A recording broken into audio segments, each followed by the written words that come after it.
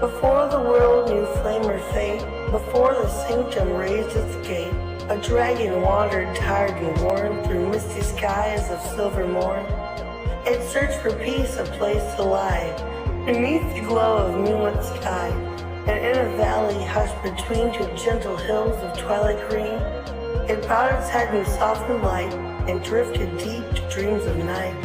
It dreamed of fire burning bright, of honor shining pure and white, of moonlit sacred, calm and true, of secrets old and wonders new. From dragon dreams the whispers grew, a hint of halls the world once knew, where mysteries danced in shadowed air, and magic bloomed in hearts that dared. That was the dawn of what would be, where five fought fate and unity. Their story closed, their watch now done, five voices fading into one. And so I speak across the yore, to those who brave what lies before. O hero born of flame or field, of moonlit craft or truth concealed, step forth, past revealed, come soon, your fate unsealed. For now the sanctum stirs to see what new made legends you will be. The dragon breathes the dream once more, a calling through the ancient door. Hero before the past is through, the tale now waits to open you. Take clues I've left and missed and do. Seek what is hidden, chase what's true. For the sanctum keeps its promise still. In silent halls and moonlit chill, it watches all you choose to do. And it's long been waiting here for you.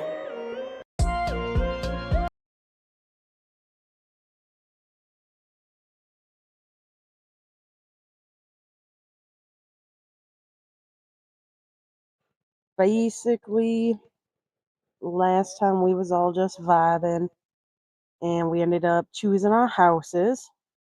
We watched the Aetherbound Star Court. Nobody of us kind of went and joined them, but after that, then we got to see Ray, Vero, and Jimbo all battle it out to try and join mm, the Verdant. Yeah, and they all tamed their beasts. They did a great job. Saw some crazy ass shit from Jimbo. Ended up having this long ass battle. He got their mascots, so that was pretty cool. And after that, then we went on to my battle to try to get into the uh House of Luminary Flame. yes, the Yeah. House of Luminary Flames. And I ended up dueling a sorrow, and yeah, ended up getting a dual record of 1-0 after I called in Mr. Jimbo to help. But this time we're gonna be going and diving into our courses. So yeah. And the school year has finally officially begun. You guys would hear these bells ring, large, deep in tone, echoing throughout the hall. Unlike anything you guys have heard before, these are like the actual class bells. And they have the same vibrancy, the same echo to them that gives you that urge deep inside your gut, kind of instinctively telling you guys where to go. For about half a month now, 3 weeks, you guys have been living here at Mistvale Sanctum, and you guys become very accustomed with the grounds, being able to walk around and do various different things. We zoom in on a scene of Vero, who has just been introduced to his gargoyle, a long-awaited process, where Vero finally is able to put some of his stuff away if he wishes to do so now. Vero, these space rooms are essentially gargoyles that are scattered throughout the halls, and any of them you can go up to. And as you put your hand on it, it'll open up a door through this ethereal plane, and inside is a warped stone room. Nothing but smooth gray stone. Somehow it's magically lit. You don't even see any like torch or anything like that. And this room will shape and bend to be, essentially whatever you need it to be. As your magic grows stronger, you'll be able to expand this room, add some customizing features, but for now it works like a vault. Anything you don't want to be carrying around with you on actual adventures and in dungeons to take up space in your inventory, you can place here, and it is guaranteed that no one else can get here. These doors will only open with your magical identity presence. So therefore they can't even be like broken into by someone else. They can't even get it to appear without your magic. So that's what's really cool about these space rooms. And if Okay. there's anything you want to start dumping off, you may. Yeah. All right. I drop off like the meteorite shard that's forged in the site.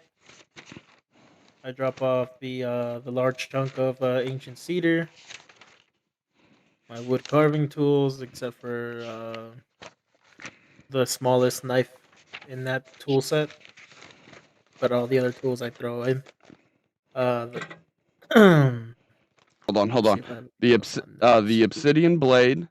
Or wait, are you you mean the piece of star that fell? The meteorite shard. Okay, The yeah. meteorite. It's just called star The one metal. with the Sorry, I don't know if I yeah, it's just called star metal.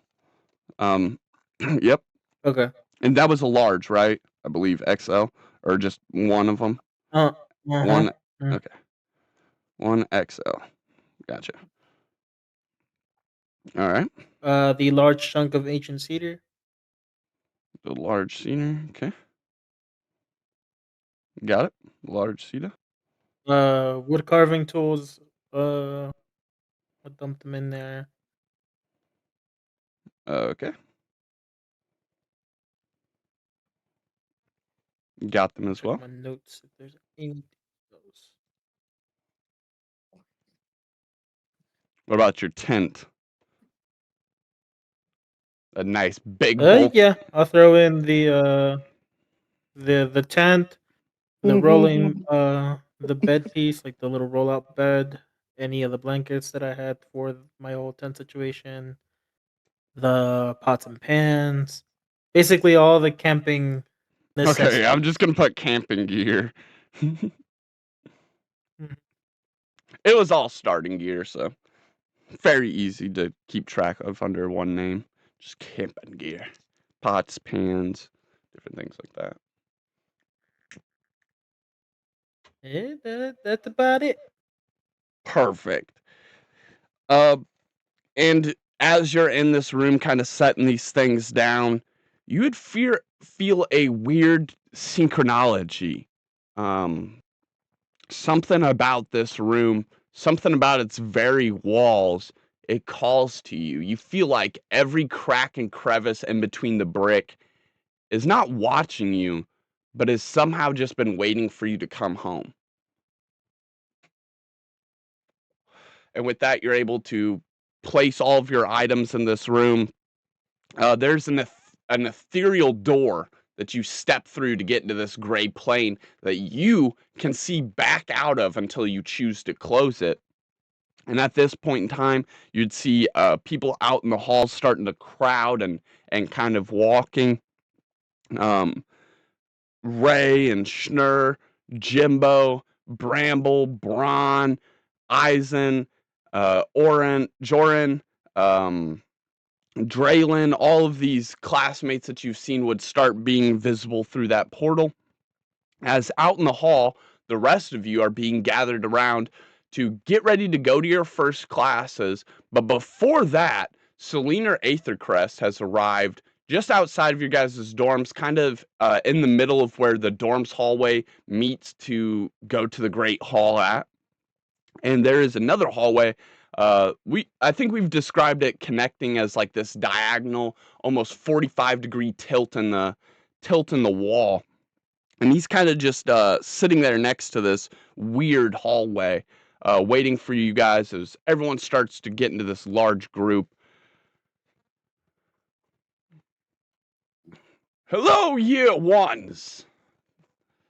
You guys are awfully chipper this morning. As you should be. Great things await you this year, I can tell. Before you guys can learn to cast a spell, though, follow me. This way, we're going to visit a friend of mine. And he kind of crouches down. Any of you that exceed 6 feet tall will actually need to crouch down to enter this hallway. And as the hallway goes on, it bends and slightly tilts further and further and further and further down. You're eventually able to kind of stand up at an upright angle. Before you would eventually get down, there's doors on the left and the right, hanging lanterns still down the sides, before it opens up into this almost oasis-like room hidden away at the end of this hallway, or this wall hidden at the end of this hallway, pushed back away from the rest of the walls, opening up with about a 15-foot diameter half circle that kind of opens up to this flat wall. The flat wall is embedded with a oak door that has been set into the wall itself, much like all the teachers' dormitories. And it's got brass on it that looks really old, really worn. And just on the other side of this door is none other than Quickwit Atticus Flintforge. And he steps out. Wow! Well, we have a bunch of them this year, don't we, Selena? Yes, many of them, many of them. You best get to work quickly, Atticus. Oh, I have been up many of days, waiting.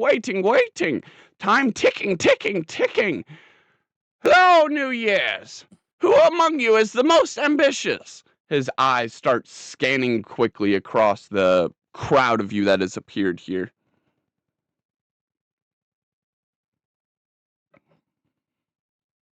I raise my hand. Well, I guess he would have to roll the history check. His eyes kind of like lock on you, and he does one of those classic like teacher moves where he's like still looking around. He's like, anybody now, anybody else? And then you're the only one that has your hand risen, and he goes, all right, Mr. Shadowstar. Step forward. The crowd kind of like parts awkwardly. In front I of walk him, forward with my chin up. in front of him as you step up is an assembling pile of roots that builds up higher and higher and higher, much like a square pillar, about 2 feet by 2 feet, raising up off the ground a foot, 2 feet, 3 feet, 4 feet, all the way until it's about head height for him, about waist height for you. And he looks up at you as you see these various different roots begin to peak at the top of it, pinnacling like 4 different spikes. And in the middle of them is a soft white gem core that is starting to resonate as you get closer and closer with a hue of red lightning, I believe. I don't know why I started questioning that. I confirm for my continuity's sake. You chose the redstone, right? Uh-huh. Okay. Okay. I don't know why I started double thinking that right after I said it. Double guessing myself. You're good. So there is the core there, which will allow you to start your scepter building. Get it. Basically, all you need is any metal at this point. You can assemble a scrap scepter. Well, he's gonna assemble it, but still. Or you can choose one of these 4 various root woods that is sticking up out of it. Mr. Thornshade, do you have very many years in the herbology study or any familiarity with these different species of fauna, flora?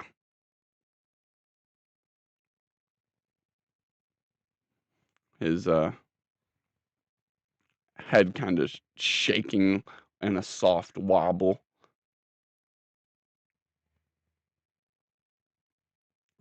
Yes, if you have if you have any specific preference type in your wand wood, if you know what you're looking for, essentially, is what he's asking.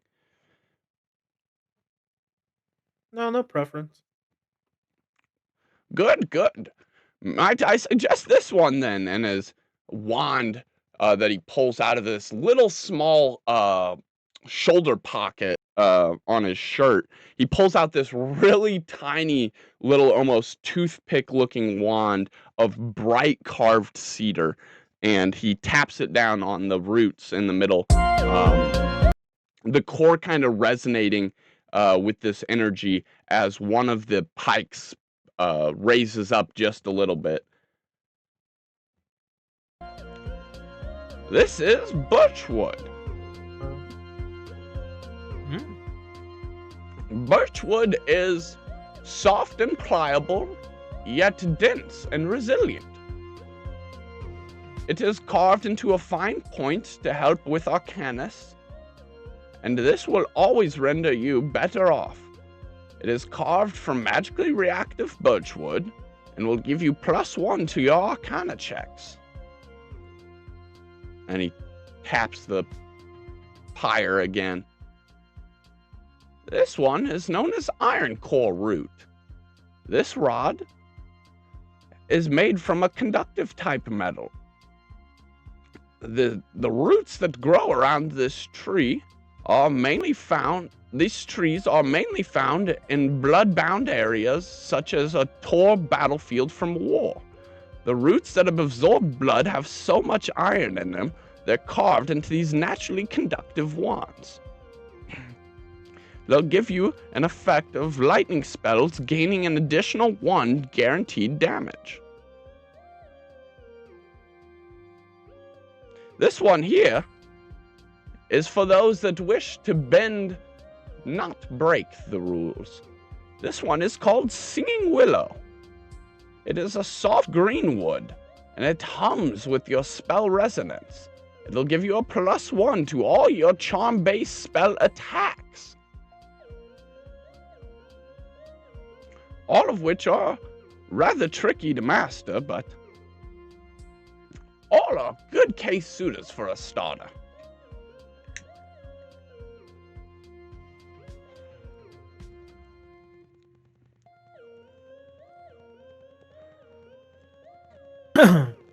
I look at all of them, but I ask him to pick which one he feels as though is the right fit for me.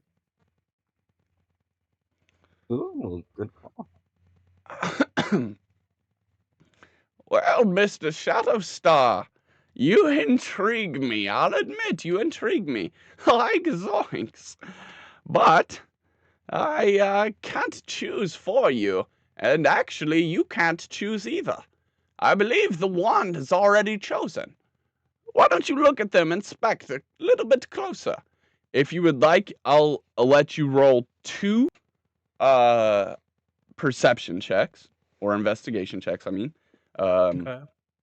So of the 4, there is the one that is basically just a crystal being supported in the air. There is the birch.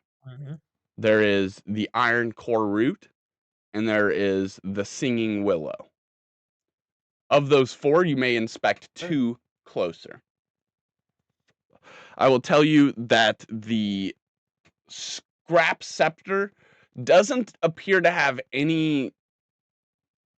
It doesn't have any significance other than what you see it latching out to connect onto you. So if you would rather have something that is guaranteed reliable because you're reliable, then the scepter is fantastic. But if you want something that's going to be an extension of you, like a sword, like a weapon, if you want something that's going to further what you need right now as a beginning wizard, any of these 3 wands would be a much better choice. So that's the hint Hmm. that he would give to you, and you can investigate any of them closer if you'd like. I'm gonna investigate the iron one and the first one he talked about. Forget what his name. The birch. But those are the two. The birch one. All right, go ahead and roll.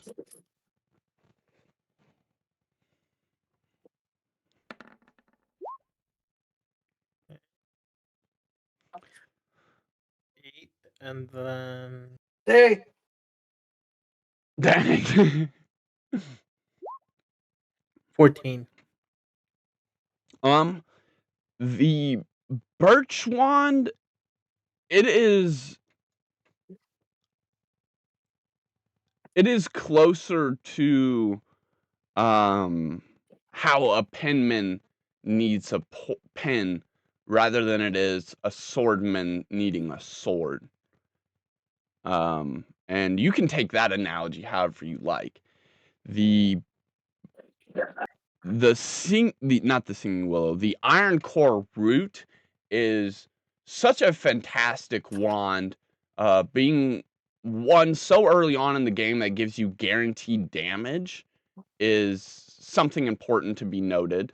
It doesn't function like how most wands function, being that with the Willow Wand, for example, you gain that +1 to charisma attacks, which is like your to target. When you're rolling, you roll your 20 plus your charisma modifier for your charisma spell, and then you get a +1 to target them. This is giving you a +1 to damage. It is guaranteed that you're going to be hurting people more if you choose this wand. So it is fitting that it is made from a root that has absorbed so much blood. It's made from bloodshed, and it will definitely cause more. mm-hmm. I think I'll go with the iron one. All right. And as you like reach out and grab it, it forms as you pull it out. You may stop whenever you like, customize it however you like. How long does this root go? How far do you pull this wand out? Is it a long wand, a short wand? It's basically just aesthetics. I will say a long one.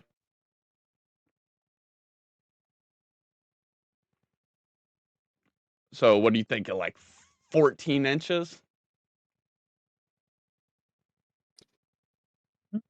Yeah. Because you're pretty tall. I'm trying to think in my own head how the canonical like size of that would grow. You know, you're about human height, right? You're like 6 foot. I know you're all Six and like a half. weirdly tall, Six and a half. Yeah. besides Schnurr. 14 inches. Yeah. 14 inches is good.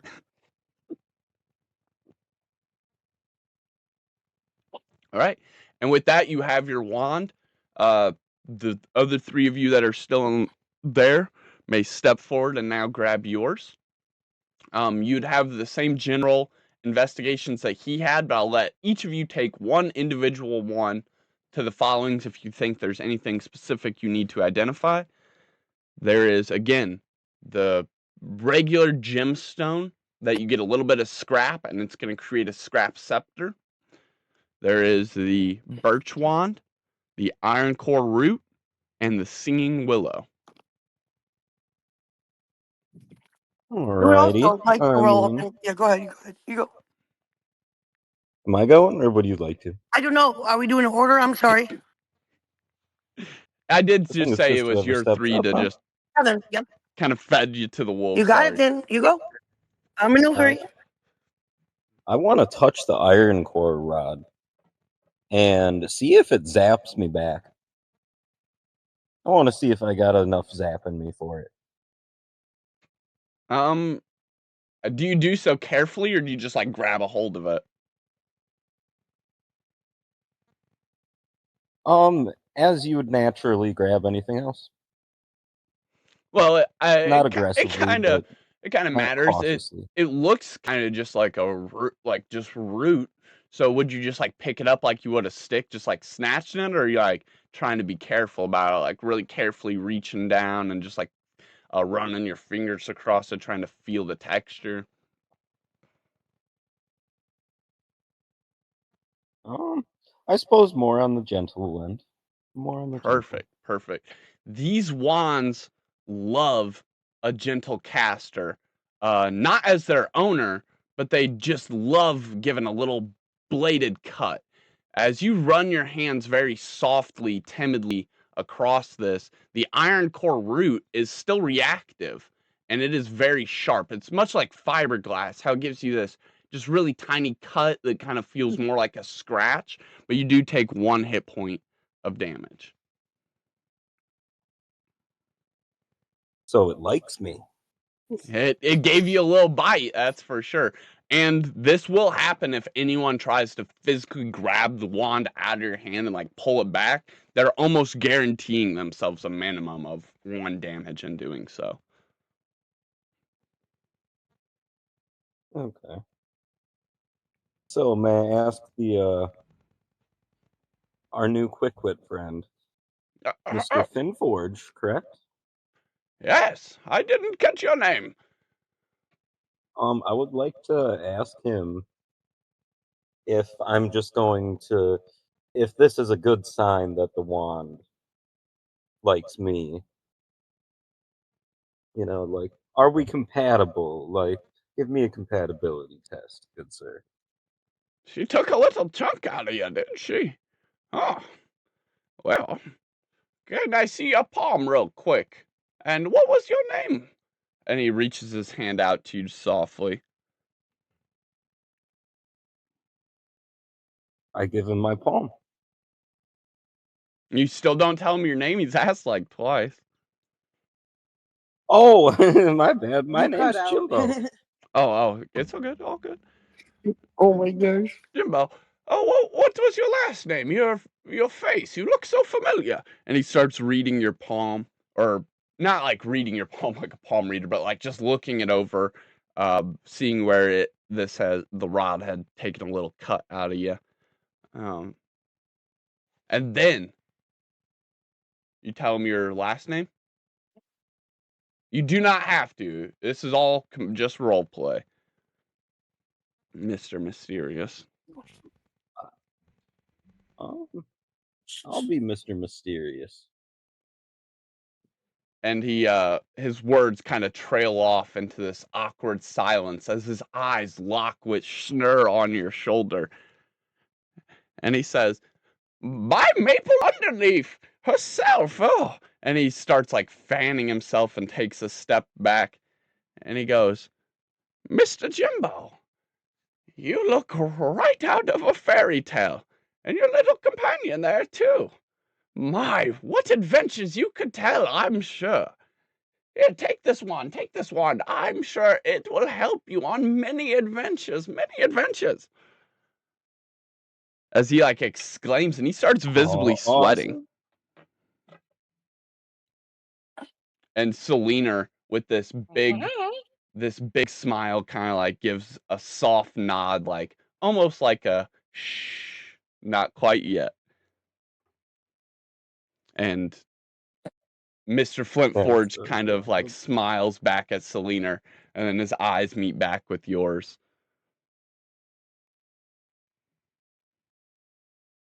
Would you like to take What do I say? Could I just look him dead in the eyes and just say nothing? Yeah. A very, very tension-filled moment.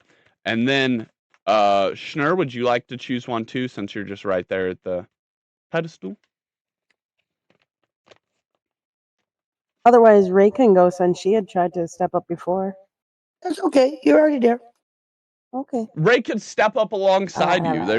There's no particular moment. Maybe she's just a curious cat, and she's like, "What's taking them so long?" And she steps up there as Jimbo's pondering over his cut and root. Schnurr on his shoulder, thinking and pondering. Solaris, you join him up there, three of you making a line, almost intimidating poor small Atticus Flintforge. He's a quick wit, so he's about 3 feet tall, about half of all your height, and now there's three of you like lumbering mounds in front of him. And he's kind of even sweating more, but still smiling. He pulls at his ascot, and he goes, "Oh, another moonfolk. Are you friends with them? What was your name?" My name is Solaris Ray. I guess I'm here to choose my wand, and yeah, these guys are my good friends. Oh, a fellowship. That is so well to speak of. Hopefully, yes, come on up, come on up. Hopefully you can all take part at the same time. Are you all starting together first years? You're breaking up, I can't hear you. Are you all starting together first years? One more time.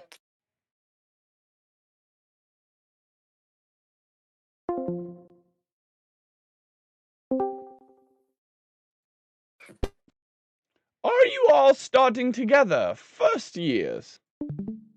Yes, we are. We've all came here together, and we traveled here together, and we're now all picking out our different wands together. It's been wonderful.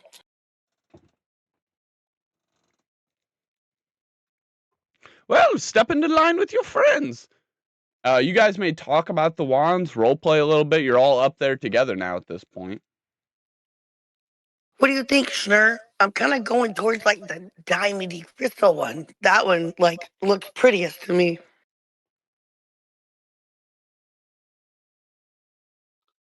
So, are you guys having fun over here?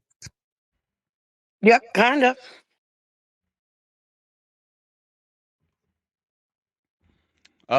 There's not There was diamonds. just looking at his wand. It's one small gem, that you build like pieces of scrap metal around to make a scepter. Yeah. Oh, it's a sceptery one. Oh heck. Mm-hmm. Goodness gracious, I The three misunderstood. wands are the birch, willow, and the iron root Mm. rod. Oh, then Schnur, I guess out of the wand, the willow sounds most wispy and like kind of more romantic and very beautiful. Which one are you trying to think about? I think I've been kind of checking out that birch wand over there. That one does look like that'd be very, I guess, kind of solid and commanding. It would be wonderful for you. It would truly be a poke with a stick. Very much. Oh, very good for poking. You're right. Why, Mr. Birds? With this great Mhm. role play in this conversation back and forth, you guys would have full character understanding of all the actual components of the wand now. So without it being metagaming, you guys would be able to investigate and know each of the wands mechanically to be true. You get a general feeling of what it can do. The birch, uh, the being able to help with arcana, the iron being able to help with lightning damage, and the willow uh, being able to help with charm spells. Brain froze there. You guys would have a general idea now Yeah. what they could do. Oh, sorry. You're good.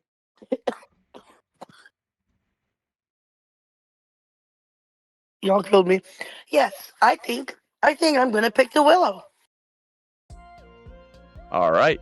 And as you do, the roots softly form under your hand, and you can pull. How big of a wand would you like? What customary size would you like? It's mainly just that aesthetic. Any cool shape or How long is anything? like a femur bone? How long is like a human femur bone? I want it that long. Okay. About a femur's in length. Fabulous. Is that like 8 inches? What are? Yeah, let's call it that. I'm not sure. Yeah. Okay. Dude, that's a And really small femur. Do I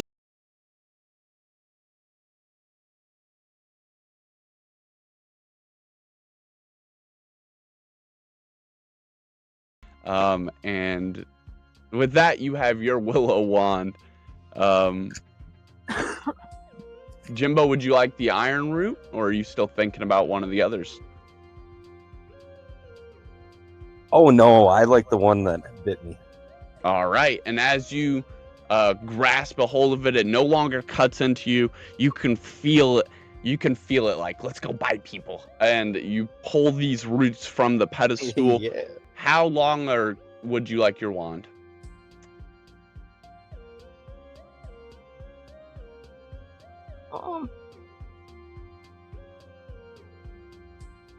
Probably a reasonable foot. No, 1.5 feet, so I can make fun of Schnurr and say it's taller than her.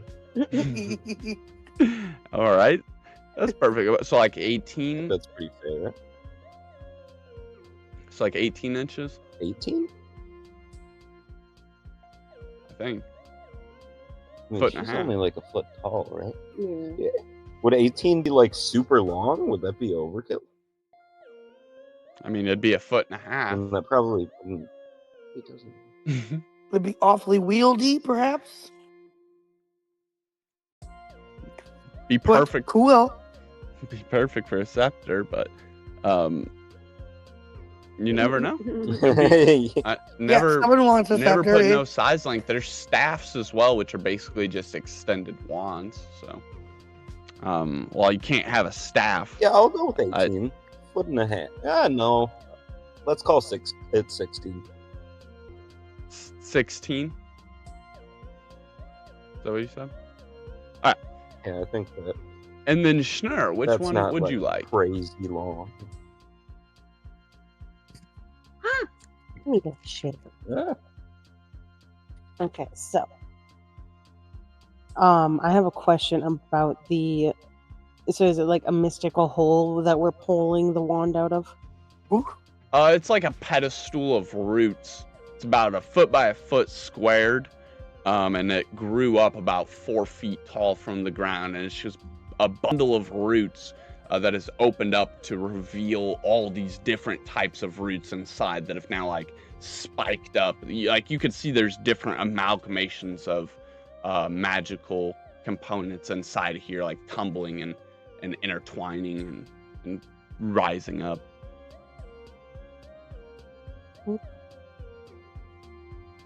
That being said, I would like to turn to Jimbo, ask him to hold me by my feet and like dip me into the center of it to like dig deep down for a nice deep birch wand. Okay. Roll a Totally down for it. roll a Let's go. history check real I quick. love it. History check.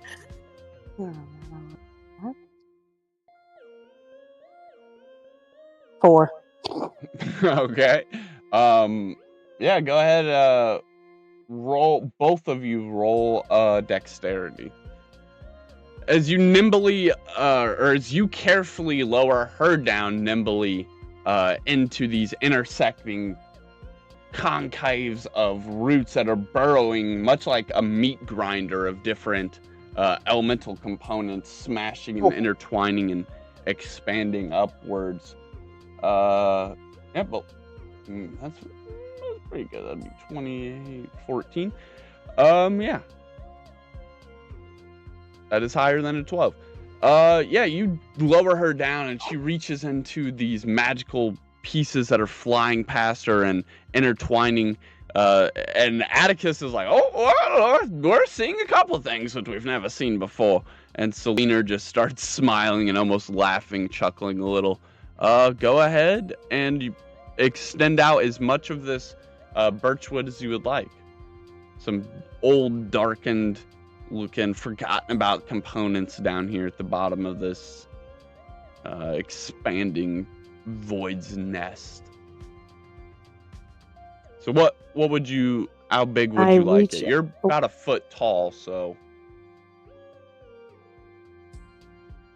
So I reach out with my right hand and grasp the end of a 4-inch long birch wand and slowly pull it up to not knock it into everything. All right. And with that, you have your wand as well. And it definitely has like some darkened age looking to it. It is it doesn't have that bright, fresh, carved look when the bark is removed from the wood. This looks like it has been aged in purpose, waiting for a long time. Yeah, you're able to snap about 4 inches of it off and pocket it. And with that, you guys all have your wands. And you guys would continue seeing everyone else kind of going up and grabbing theirs. Bramble notably grabs the singing willow. Draylin goes for the birchwood. Is there any other ones that you guys are curious about to see, like who would go for what wand? Before I just list off random ones forever. A sorrow. I'd say she also probably goes for birch. Being that they do so many sigils and things together, I would definitely say she would probably pick up birch to be more assisting on the team. Riven, since we did the whole rest of his team, he would probably go for just the scepter. Draylin would like nod at his stone, like seeing that it was the energetic color of red when Vero was up there, and now seeing that it's like this energetic blue color, he would kind of like nod and smile before making a different choice. Anyone else? Oh yeah. So Vero did get the birch one, right? Audio was being a little goofy for a second. I got the ironwood. Yeah, I was gonna say I thought. Okay. Thought he got the same one as you. I thought he did too. So does his fight too? No, he chose it very adamantly, so it didn't have any mixed emotions. He grabbed it and it said, "I'm yours." You kind of like were gentle with it and a little timid, so it bit you.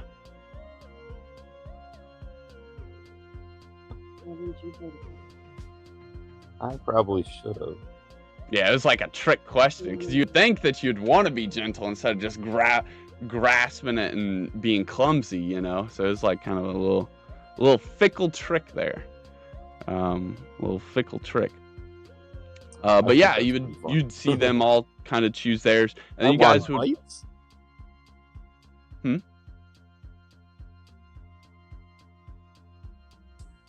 Oh, that was just echo or something.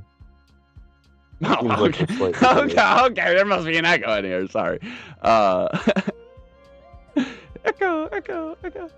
And then with that, Selena or Aethercrest would smile as everyone has their wands and their gems and starts, you hear construct as they start building the frames for these scepters in the background. And Selena or Aethercrest stands before you all. All right, everybody. You have your magical focus, and with time, you'll learn to become more accustomed to it. For now, just do everything you have come to know to do, and carry yourself through this new time in your life. You should all make your way to the dueling halls. I'm sure Professor Ergo is very excited to see you all. And with that, Selena kind of like leaves his hand out openly to the right, or left, sorry, continuing to where the feast halls are, just past the feast halls, where that giant grandioso staircase room is, with the giant openings that lead to the courtyard hallway and then back to your dorm hallways, and then just behind those staircases we know is the hallway to the library. But coming back this way, where the feast halls are, there is another hallway to the left side of the grand feast doors. We know there's one to the right. We know there's one to the left. To the right goes to the staff room. to the left goes to the dueling halls. And as you step down this opening, that dark oak with iron rivets that are embedded into it, it swings open magically as all of you guys come walking up, and this long hallway before you, one that doesn't look like it fits in Mistvale. It's got rugs, these lavish purple silk with bright golden tassel and twine on the end of it. No more torches, lanterns, but instead, out of the wall, these iron embroidered, almost swooshing metallic black looking, not serpent, but some sort of drake like creature, with the head of it being impaled by this sword. But where the handle of the sword is, there's actually a torch being put in its place. So we see these swords that look almost exactly like Adam's sword that he got from that magical traveling caravan guy. That's got the long wooden handle and then a broad centerpiece before going down into a long sword of iron that has been run through the back of this dragon's head, where its tongue and the blades stick out in unison. And these bright torches are what instead lines this entire hall. And this hall intersects to not 1, not 2, not 3, 4, 5, 6, 7, 8, 10, 12 different hallways that run along the length of it. So as you're walking, it's arch after arch after arch after arch after arch after arch, and all of them go to different dueling arenas that you will gain access to for different reasons at different points. But for now, you may all enter into the starting dueling hall, where Professor Ergo Embercoil is waiting for you all. He welcomes you all in with a big smile. Thank you. Arc Surge! Aegis Wall! Chop Touch! Summon Running Ally!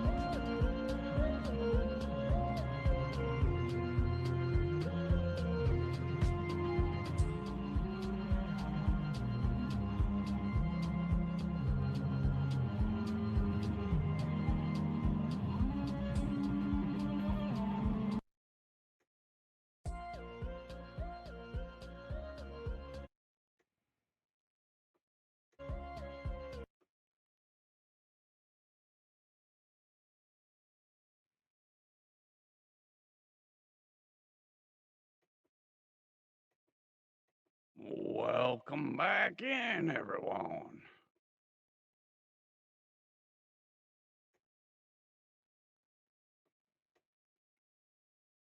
Thank you for joining us. Hello, Professor. Everybody ready to learn a little evocation? Gather round, gather round. Oh, yes. All right.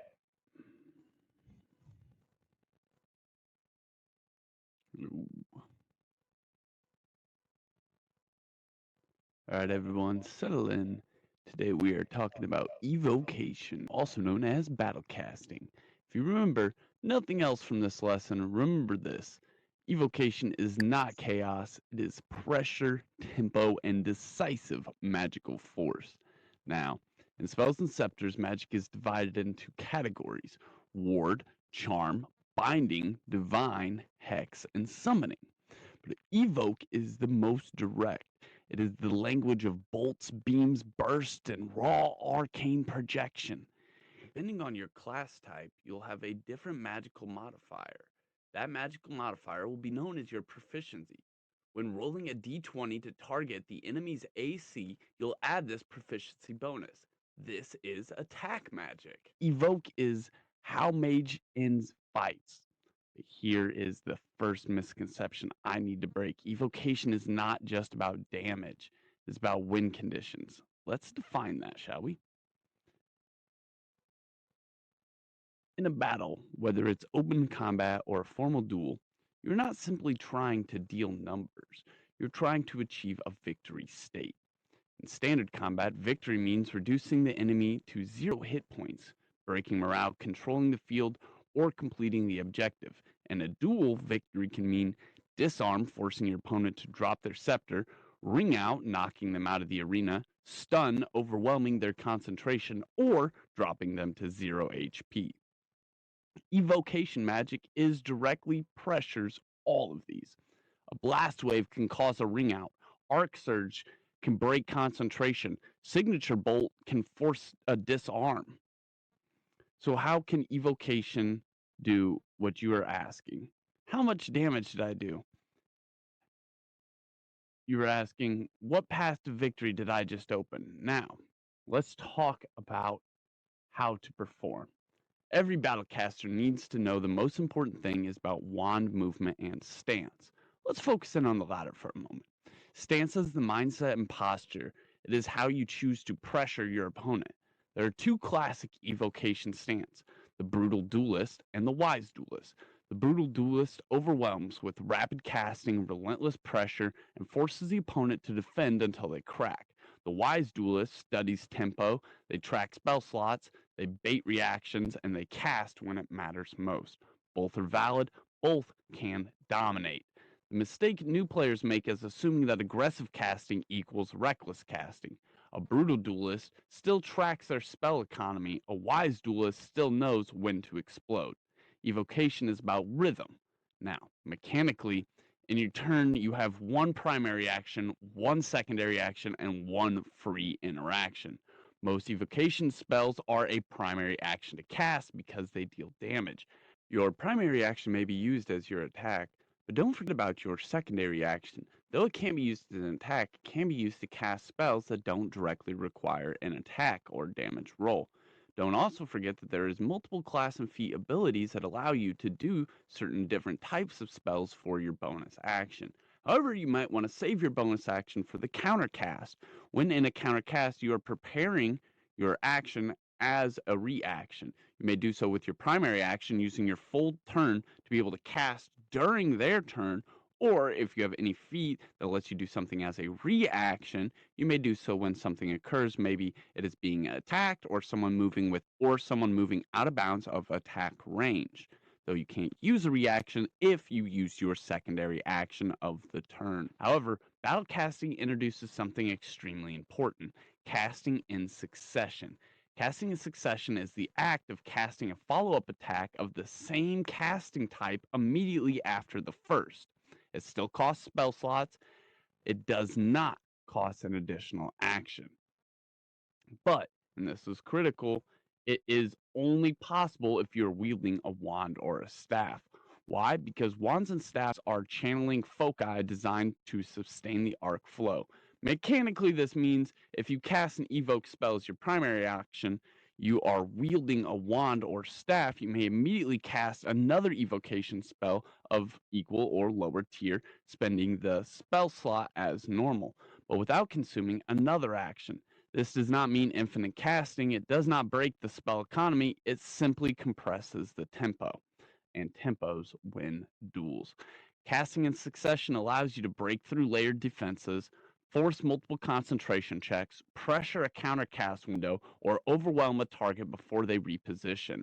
But be careful, if you burn too many spell slots early, you'll lose long game leverage. Which brings us to history. Long before Arcana perfected dueling in theory, Ortkind developed a spell known as the Signature Bolt. This was not elegant magic, it was not refined, it was direct. The Signature Bolt, or which was predately known as the Bolt, scales directly with the number of spell slots you have remaining.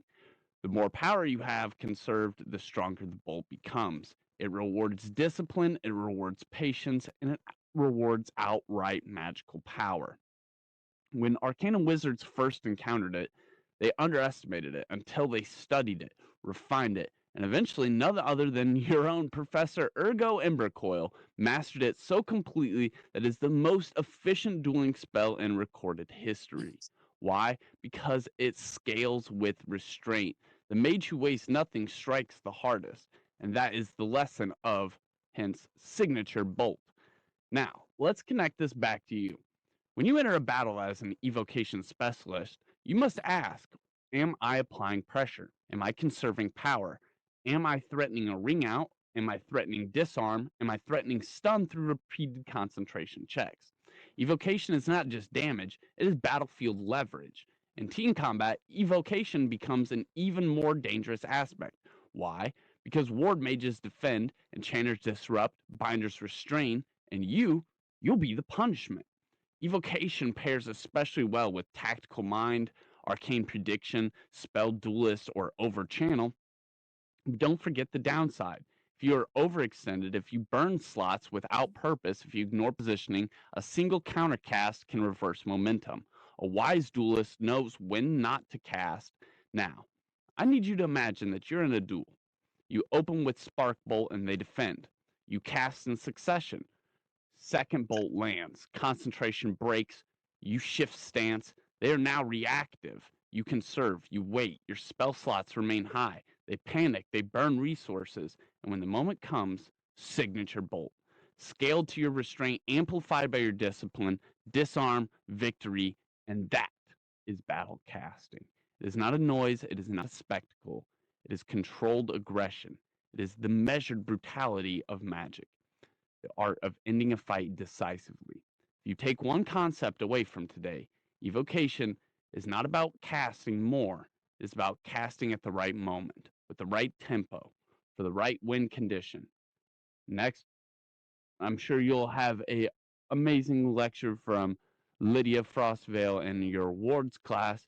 For now, I need you to understand when to lift your ward, when to try and break a ward, and when to enter your stance.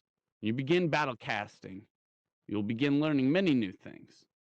You're not just attacking, you're sharpening the outcome of the entire encounter. Professor Embercoil now asks you guys, what is the term for someone who casts evocation magic as their primary magic type? What's the term for that? An evoker, right? Like evocationist? Like, Think of I'll give you guys one hint. Think of Schnurr's legacy feat.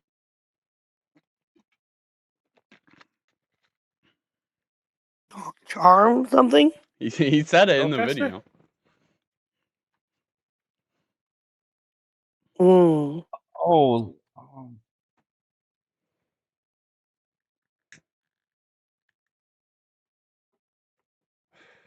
arcane? No. Her legacy Yeah, feat arcane. is mounted what? Battle mage. There you go. All right, Jimbo. We'll give you one I extra. said Battlecaster, but okay. I think Battlecaster is kind of close. The actual term is Battle Mage, but I think in the video I Yeah. do reference being the active Battlecaster in your team, like who's the like main person doing damage when you're in a dungeon. It's referred as like a Battlecaster. There's no terminology there as much as there is fun. That's just a slip up probably on my half. Um,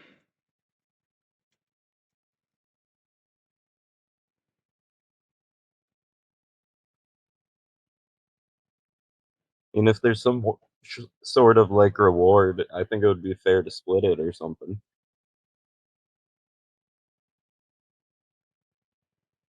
Because all right. Battlecaster is basically like right there. It's pretty right on. Yeah, that's fair. That's fair. What was the two different stances that a battle mage may take? That's like common to see. What's one of the two stances that's Audio cut there. common for a battle mage to take?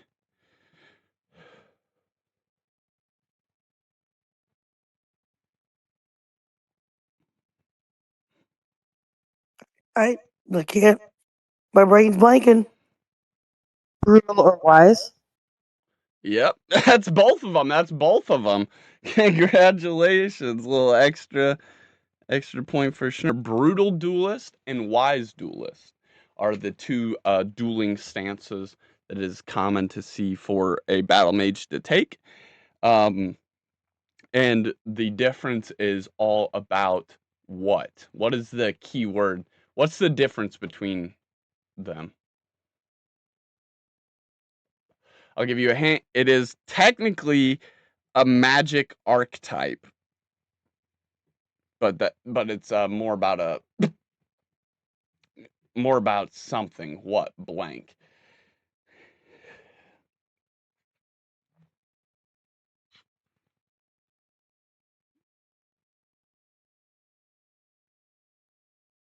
Insight? Close. They both cast No. evocation magic, but what's the difference between how they cast it? Oh, perception. How they interpret the field, so to speak, right? Pretty damn. Yeah, I Not mean seeing that's like basically right there.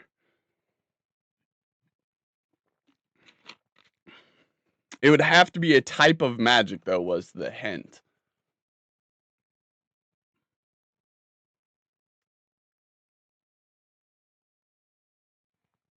I'll give you guys a secondary hint, and this is very, very key. The brutal duelist casts in succession. A wise duelist casts once and then waits, using all their spell slots they have left for the right blank to strike.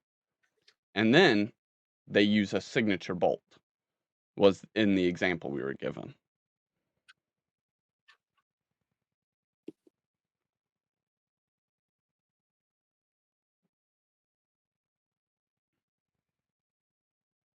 I'm going the wrong way.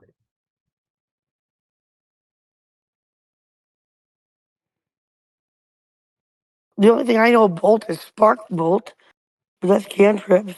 All right, Is it last cantrip? final hint. Who, what, blank, and where, and why? No, that doesn't help me. You guys have basically answered all of those.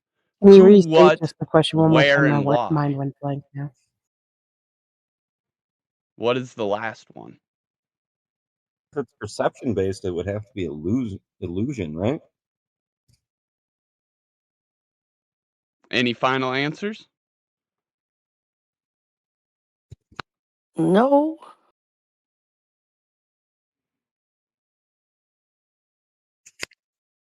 What was that? Final answers. Anyone want to lock in final answer? I'm gonna go with illusion.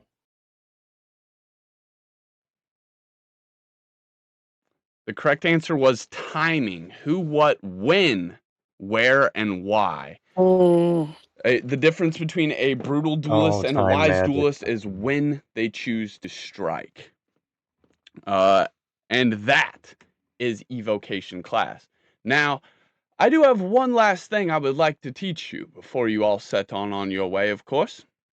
And he pulls out his wand, this really bright satin orange, dyed like almost tint of pink. And he pulls this wand out and stretches it in front of him before waving it around in like a half semicircle and then jousting the air. Cinder Lash! And this vibrant, beautiful spiral of flame leaps out before solidifying and becoming this ethereal like whip of magic that is fire and bright, brimming light as he slashes it and it carves at the air, leaving these fiery trails of spark and flame behind. This is one of the spells we will learn on our way, a milestone before we can step any further. I need you all to study your curriculum guide, master this spell, and then come back when you are done so that we may talk about what your finals will be for passing your year 1 evocation. If you have any further questions, I am here, need you be it, just stop in by. And let's roll some mastery Alrighty. points. All right, so we also have your guys' study focuses from the previous sessions that we haven't really got into because of what happened in the Nightmare at Midnight. So now you guys have actually had the time in between the 2 sessions to pick up that free bonus. Let's get into it. Let's just start with Jimbo and Schnurr, because I got you guys right here at the top of my brain. Would each of you please roll a d20 and tell me the focus that you're trying to use for this study? So what is the book that you would like to attempt this with? Oh, wait, sorry. I forgot I'm not doing this. Cool, because I only rolled I a 4, mean, so great. so and no opportunity to get a different book. Mm-mm. You can. I mean, I wouldn't really you want to can anyway, for huh? next session, not for this bonus that we're picking up in between last session and this session. You can't do anything this session to change it. No. Okay, cool. Yeah, let's read up on some Thaddeus Elvenmore and see if we can learn a bit about detecting magic. Maybe perhaps learn some Sherlock shit. Maybe some arcane weaknesses. That would be pretty cool. Am I done learning? All right. I got a 16. Good work. And that is higher than a 10, so go ahead and roll your mastery points, please. Your d6. And Schnurr, you may go as well. You have you have that Ketsune Got a book.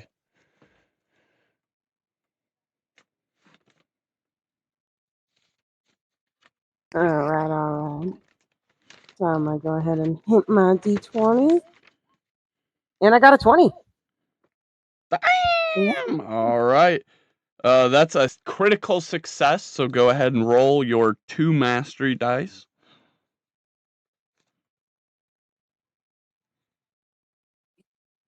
Which is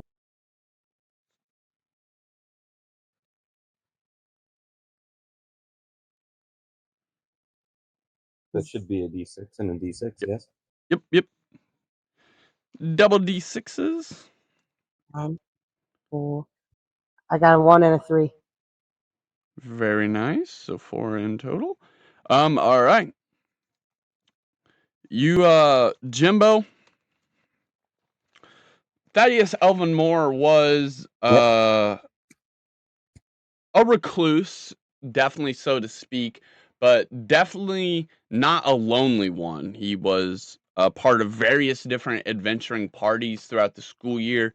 One of his best friends was an amber coil and would drag him all across the land on different quests, and so he actually had more time in the field than he would like. And everything has a weakness. Weapons have a weakness. Magic has a weakness. Dungeons have a weakness. Monsters have a weakness. Everything in the world that you can think of has a weakness. And this is his guide on how to identify it. And that's basically all you learn with only 1 mastery point. Schnurr,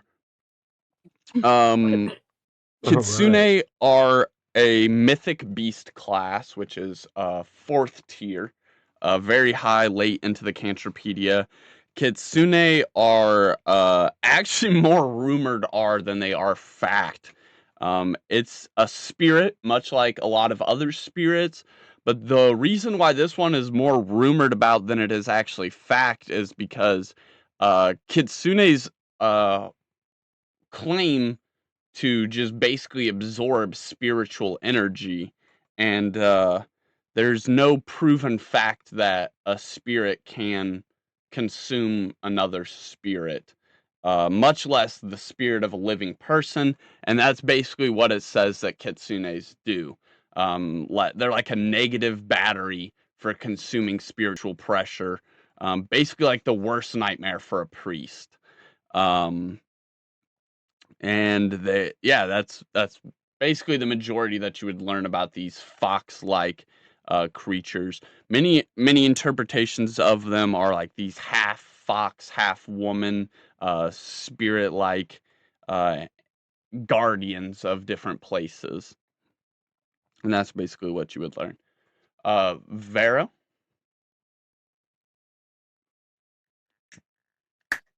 Yes, sir. what was your study focus that you would like to roll for from last session going into this session? I believe arcane spells and or history. It was I believe the one that you got was Was the it? one by Othelius Quillwright, back in his Yes. time when he was the shadow magic instructor. A very, very long time ago. So it is a study on the shadow arts by Othelius Quillwright. Okay. I just wrote it was a book by Athelius Quillwright. Sorry. No, you're good. Interesting piece of lore there. He's been around for a while. He's been in a couple different professor positions. And he was even a stand-in for the Grand Magistrate for a momentary pass of time, as well as he used to be Archmage of the Moon. He's been in a bunch of various different positions. Mm. And now, if you would like to roll. Yep. D20. 16. Very nice. And now your mastery points. A D6. 2D. Yep. The singular one, right? Or 2? Yep, just one. She rolled 2 because she rolled a perfect 20. It's a critical success. 4.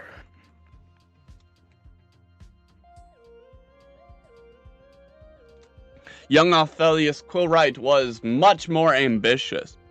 In this book, it will describe all the different ways he planned on destroying something that he calls the entity. Him and his friends have plans to not only stop this thing from attacking the Veil, but he is working on various different spells to be able to go there and attack this thing back. And you will learn about different transportations, different ceilings, and different ways that Othelius Quillwright planned to end this war against this thing called the entity.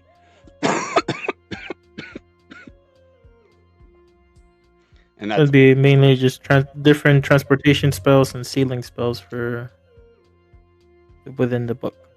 Yep. That's pretty advanced shadow art stuff, though. Like pretty high tier, kind of along the lines of what we've seen Thornshade do with his ceiling spell, and how he just like jumped in here doing that ancient shadow talk chant. Yeah.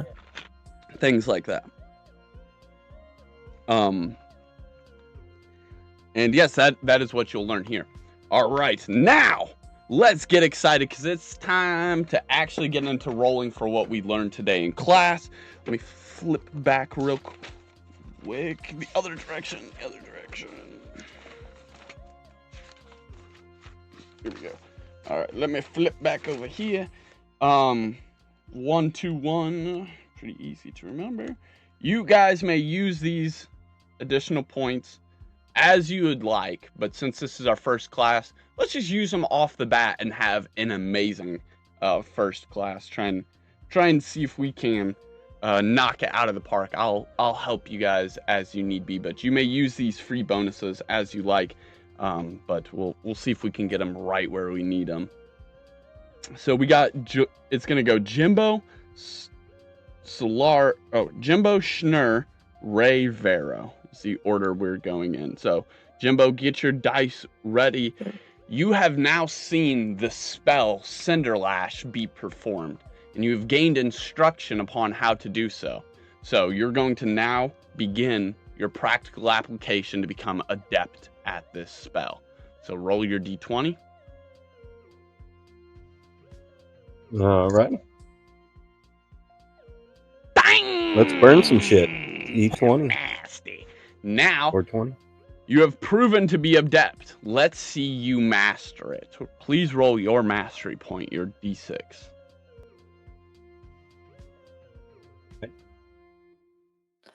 Of course. Oh. Yeah. Oh, no, that was a critical success. Sorry. Critical success on the d20. You roll 2 mastery points. Woo! Good thing we didn't forget about that and pass it up.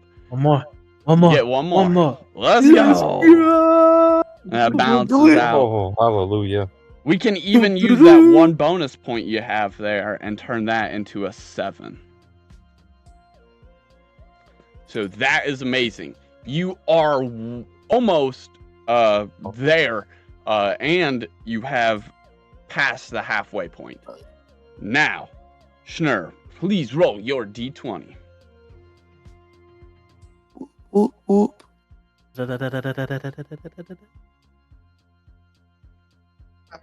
Oh.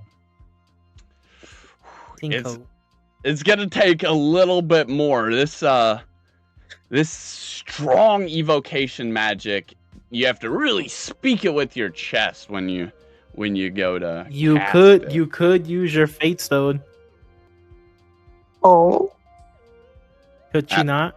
Or no? 'Cause it's not Absolutely. a coercion. Absolutely. Yeah, that's Sorry, it. I kind of like did like a ooh Yes. moment myself, but a silent one. You absolutely Yeah. could. No better I'm gonna time to hold use off it on either that. then. We have it. We can use it once a day. Mm-hmm. right, we ain't really doing much else today. Shoot. Depends on if you want it to be your wand core or not. Mm. That's Yeah, the because they question. do slowly wear down and Or- begin to crack. You have a very many uses of Yeah. it before a crack would occur, though. So you would have a couple chances to test it out I thought before it breaks, and you can't use it to awaken your wand. Oh, I thought it was just right away as soon as you used it. Oh man. No, as soon as it cracks. No. As soon as there's visible it'll- damage to Yeah, it, it'll. it basically has to be in mint condition. It has to be undamaged. It's essentially the guideline to being put into a wand. Oh, okay. I misinterpreted that. No, Okay. you guys will have a little bit of time to mess around with it, figure it out. We haven't even got to the area where you can build and craft things yet. We're still very much in the early game here, trying to get it all in. But yeah, we're gonna get to the alchemy table. We're gonna get to crafting. We're gonna get to the various different things you guys can do. Yeah. Very, And also, very, we can very, go very find- soon. Like if it eventually breaks, we could go find for another one if it does break. That is also Mhm. true. Yeah. Fair. Go for it if you want to. They're an interesting I mean, rarity. it's I would not like to gonna talk about them on one of the inherently break. podcasts sometimes. They're called a wondrous item, which is a really weird rarity. It doesn't technically exist because there's like there's rare, hyper rare, epic, mythic, but there's not actually technically a wondrous. It's kind of like a cool one for the Fates now. Anyways, you can use them a couple times for it. You got a good couple uses before it cracks. The main thing you got to worry about, and Fuck it, I'll use it then.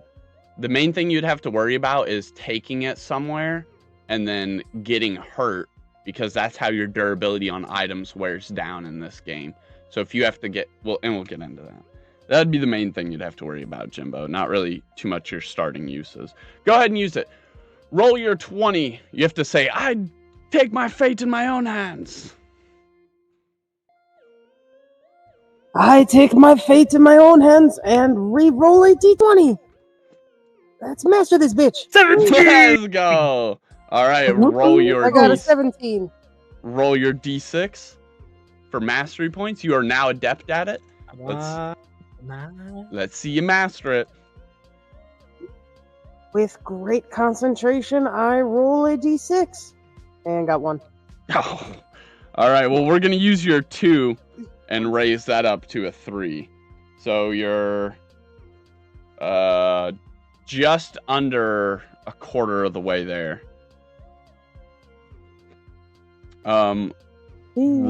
Ray, up next. Yes. It's Cinderlash time. If you want to learn this spell now, roll your d20. Okay, let's do it. Let's do it. Roll a d20. Oh no! Okay. So close. Oh no.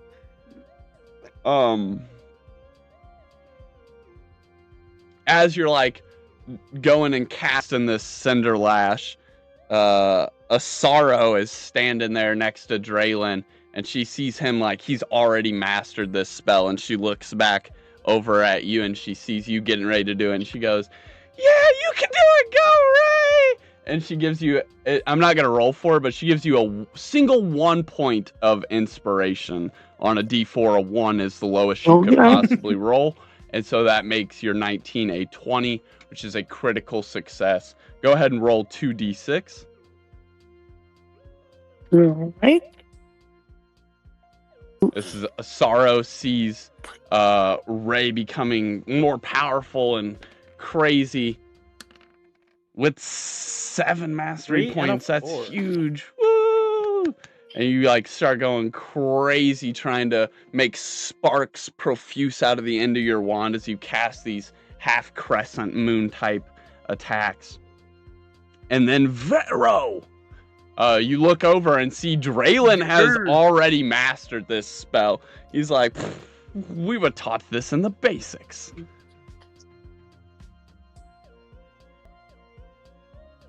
Yeah, but you weren't taught accuracy in the basics, apparently. Burn. We've only ever seen Draylin land 1 attack, by the way. Canonically, he's only landed 1 magical attack, because all the others either got reflected by a ward or just missed. Or missed. The only time we've ever actually seen him canonically hit was with the spiders. Everything since then, he didn't either hit a ward or it hit a shadow creature, which couldn't take damage from his attacks. We've only canonically seen him hit 1 once. Roll your d20 if you would like to learn this. If not, you can pass. 1. Oh my god. I got a 1. Use your stone. I'm about to. Ergo and Hold on to Recoil my has been... fate. Oh, you want to use your stone? Yup. Well, I had something hold on planned to if my anyone fate. crit failed. So In maybe just as No. as Got a 5. Ergo and Recoil is like walking around and watching all the students perform. Some have begun learning it. Some have already shown that they got this. We see Eisen and Kayleen.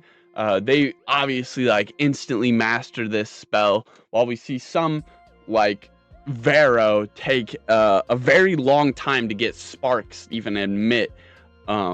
If it was electricity, he feels like he would have no problem. He can make these shocking like sparks appear out of the end of his wand, but for some reason when it comes to warping it and controlling it and focusing it into his emotions and turning it into flame, he's struggling. And with Vero's like power level, this doesn't make a lot of sense. Flame magic should be one of the easiest, if not the easiest, for Vero to learn and then master.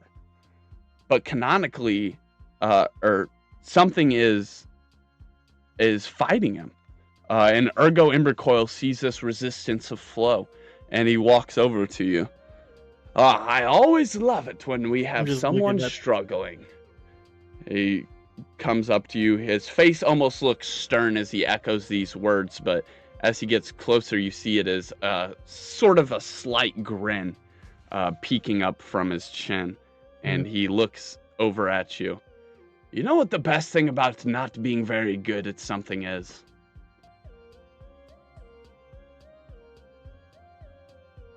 What?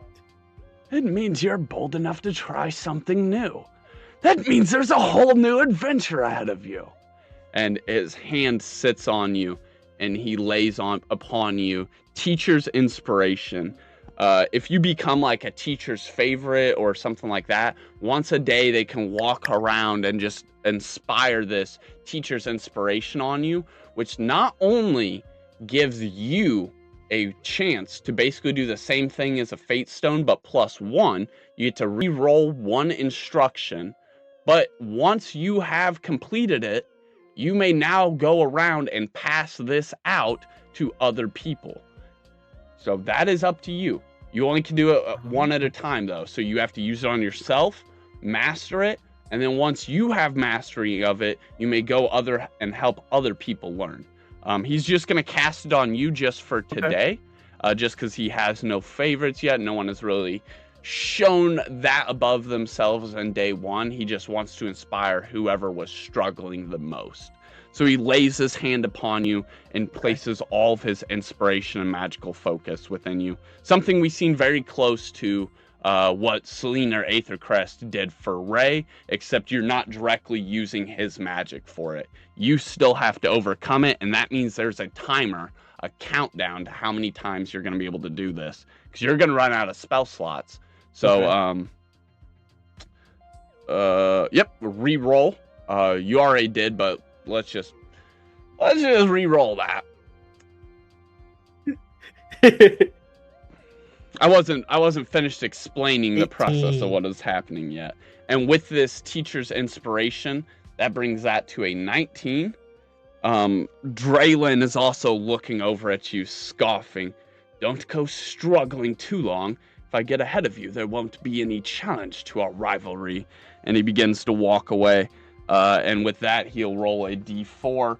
We'll just call it a 1. That brings your 19 to a 20, which is a critical success. Please roll your 2 d6 for mastery points.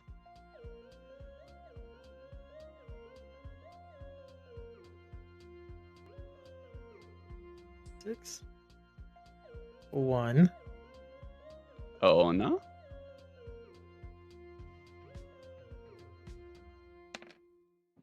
That's a 5. So 6, and then plus your 1 from earlier, that's a 7.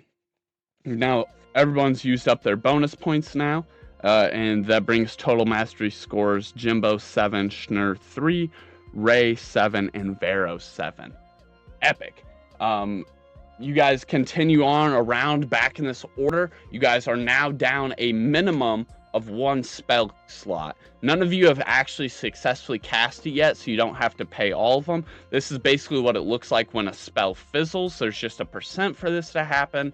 But unfortunately, since you are only adept at it, that % is basically guaranteed until you become master. Jimbo, if you'd like to take us back to the top of order and roll a d20.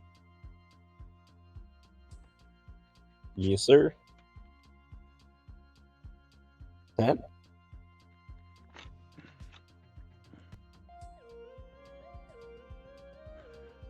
Bramble has chosen to not learn this spell in particular, and instead he's just like kind of looking on at everyone, and he kind of like he smiles. Oh, there will be tough lots this time. I can't believe I even got this far. And he looks over at Joran, who also has no interest in learning this. And the duo begin to leave, presumably heading off somewhere towards the gardens. But before Bramble exits through the threshold, he turns back. Hold on, Joran. I do actually want to see one thing. Hey! You're not up to no good over there, are you? And he calls Jimbo out. Everyone kind of like turns their head and looks at Jimbo for a moment. This is going to be a inspiration for Jimbo. And I'm actually going to roll this one. Woo. As Bramble does the one thing Jimbo would never want and calls attention to him, all for a +1.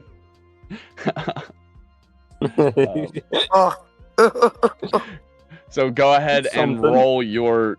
Oh, no, that's only 11.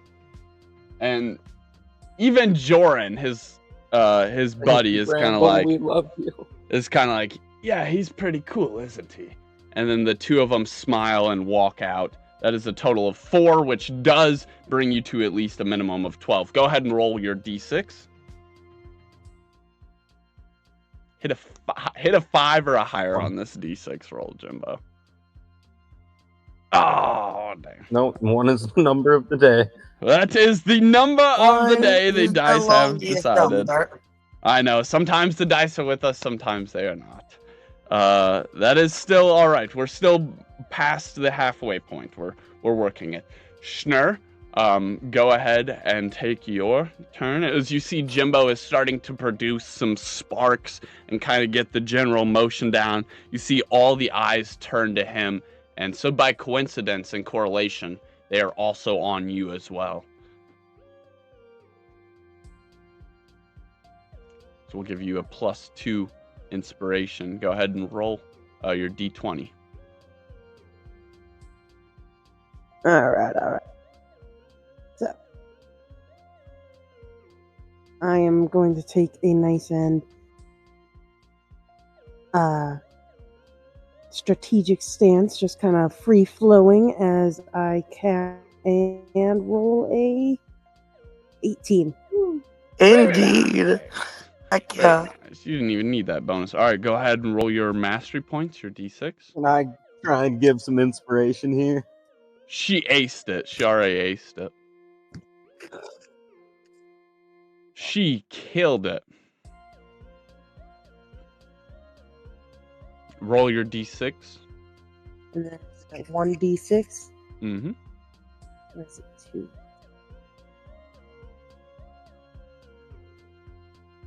Oh. What is it with ones today? So was it just 1d6? Because did I have inspiration of +2 or to get 20? Or is Oh it just yeah, the yeah, 18 yeah. I Oh got? shit, I didn't even do the math on that. Yeah, no. With Joran and Bramble causing the spotlight to also be on you before they walk out, you do get +2 inspiration. So that is a critical success, which is 2d6. Yes, you are correct. Good catch. 3 in total. So 6. All right. Let's go. Which is past the halfway point. And then Ray, if you roll your d20, you see everyone is progressing pretty much at the same rate as you guys at this point. 16, okay. Very nice. Roll your d6. Respectable. 1, 6. Yep. Boom. Very 4, nice. okay. Very nice. I thought it was gonna flip over for 6. And that brings Yeah, that was you sweet, but to our magic number of the day, which is 11. And you have now mastered Cinderlash. Cinderlash is epic. I believe we opened that one up last week because we were supposed to see it debuted by Eisen and Kayleen. But Cinderlash is a conjured attack. You conjure a whip of living flame and you make a spell attack with it. On a hit, you deal d6 fire damage and it ignites any flammable object. And these ones are really, really cool because unlike most attacks where you cast it and the utility of it is done, with these specifically, if it says conjure, that means it is there to stay around until your magical focus breaks. And that means you can make multiple attacks with the Cinderlash while only needing to pay the one spell slot cost for it. So once you've summoned this thing, you have it for all the rounds you want until you want this thing to go away, until concentration breaks, which is just really, really cool. Cinderlash is epic. Now you'll always have a flaming D6 knife in your pocket without having to carry that weapon slot on you, which is very, very valuable. Congratulations, Ray. Woo! And then that brings us around to Vero, who you still have the teacher's inspiration on you. So go ahead and roll twice, grab the higher, and add +1.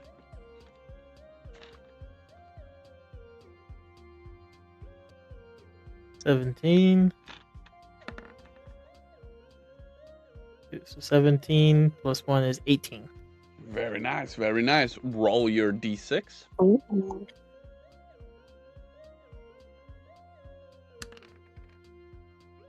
A 2.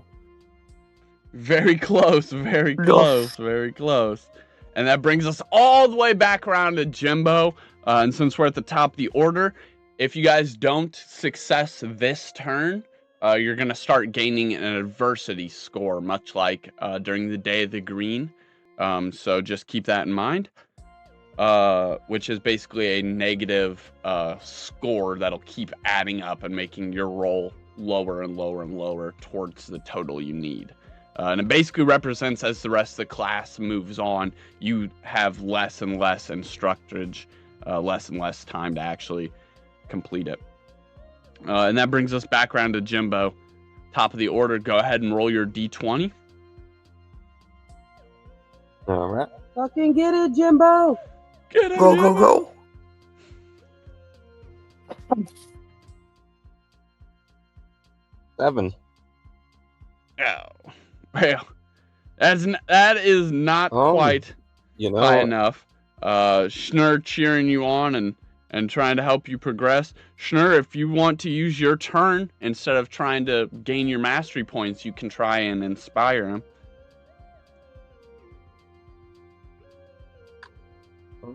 I suppose I can do that. He's very close to learning it himself, so then he could in turn inspire you back. A D6? Oh, 4 shizzle.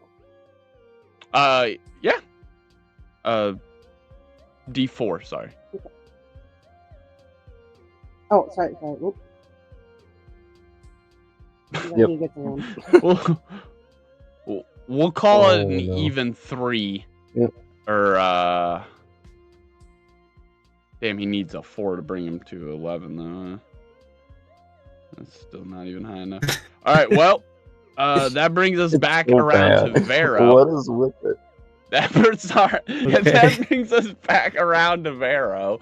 Unfortunately, for some cursed reason, these dice are just not wanting us to have an epic class number 1. Vero. Yeah, give us stuff. Roll your 2d20, pick the higher, and add +1. 3. 12. Nice. 13. Plus 1 All is right. 13. That's past 12. Go ahead and roll your d6. What? Oh man, I'm just gonna imagine that was a 2. We're not gonna fudge the dice often, but we're just gonna imagine that was a 2 because I wanted to do like a couple of the We got you, 'cause classes today. this ain't right, man. And this allows him to move on and The start dice are inspiring the other back on two. inventions. Hopefully go for Jimbo because he's like right there as well. He's only 3 points away, so try and get Jimbo, and then all of you guys can inspire Schnur together. Ray, you don't have a turn in order right now, so you can also roll inspiration. No, because, yeah. Keep that in mind. Yeah, Right. hell yeah. I'll inspire all of them. Well, you only get one. Back to the top of the order, though, with Touche. Jimbo. I think we should all just like hype each other on until we're Absolutely. out of this. When I roll into inspire who? You roll a d4, Jimbo roll a d20. Boom. Nice. Not nice. What does anyone want to use teacher's inspiration? It's not a one. I'll use it. I'll use the inspiration. Jimbo, re-roll and So add D4. +1.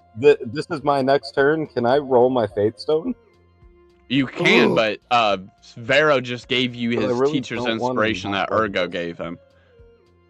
So you don't need to. Just Oh, roll so- normally real quick one more time.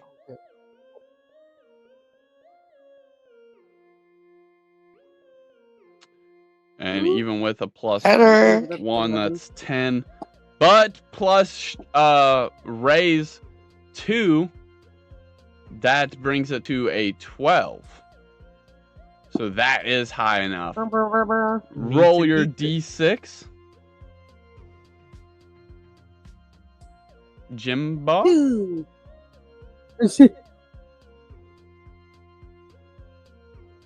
I mean, I was 3/4 of the way there with a 7, right?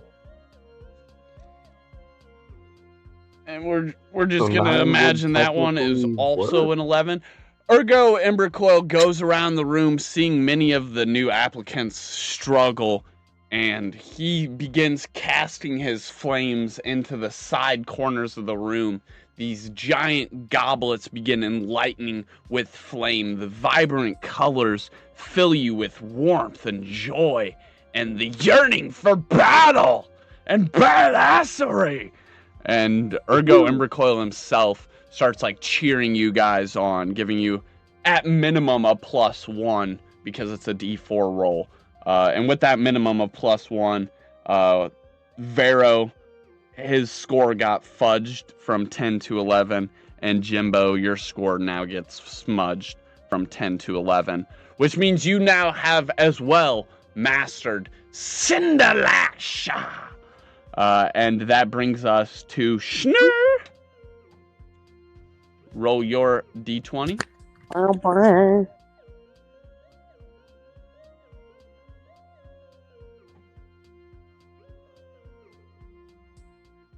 15. Very nice. Roll d6. 5. Damn, and that brings Schnur to 11, which for means it, you right? as well have mastered Cinderlash, and we were rushing for no reason because Schnur's a natural duelist and just absolutely aced it. Congratulations, you now all have That's how it's possession done. of the Cinderlash spell. Sweet. Woo! And that will move us on along. Let's see where we are at. It is almost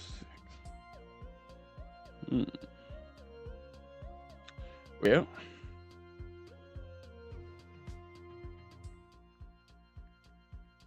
Is that a level 1 spell or a level 2? Oh, good call. Good call. Let's I'll give you it's a level 2, I believe. Yes, level 2. You guys should actually already have access to the information for it. It was debuted in the packs last week, but it is level 2. It is Flame Conjuration as the 2 archetypes of magic it is. It is both Flame and Conjuration. It's a special one. We're seeing a lot of unique spells be debuted early, but they're also very subtle ones, just like that. let's go ahead and do warding. And Ergo Ember Coil thanks you guys all for joining him. Thank you all for joining me. Hopefully, you guys will continue to do better. You will gain true mastery of this spell. And when you have studied up on your academics, come back, join me again, and I will discuss what your finals will be for passing into your second year of evocation. Thank you all again. And with this joyous heart and this big bright smile, he encourages you all to exit the dueling halls. And next would be warding.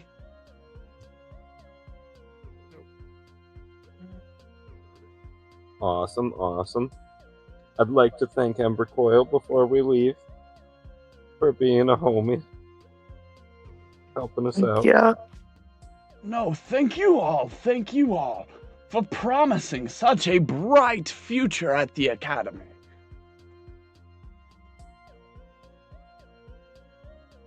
And not just because we know how to do flames now. Well, it's got a little bit to do with it.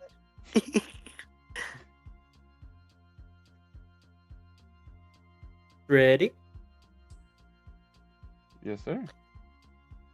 Ready.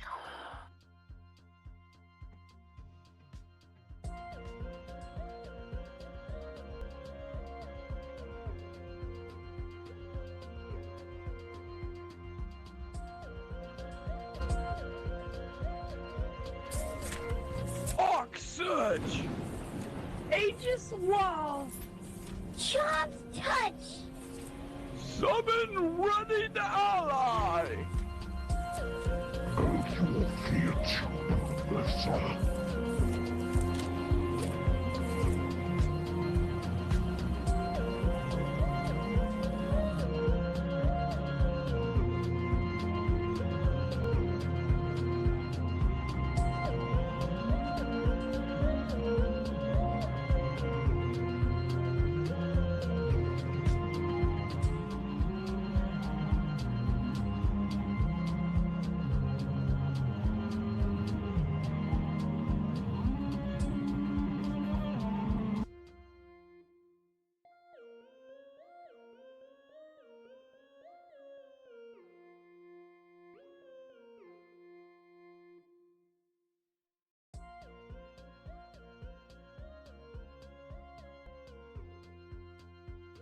Well, hello, everybody.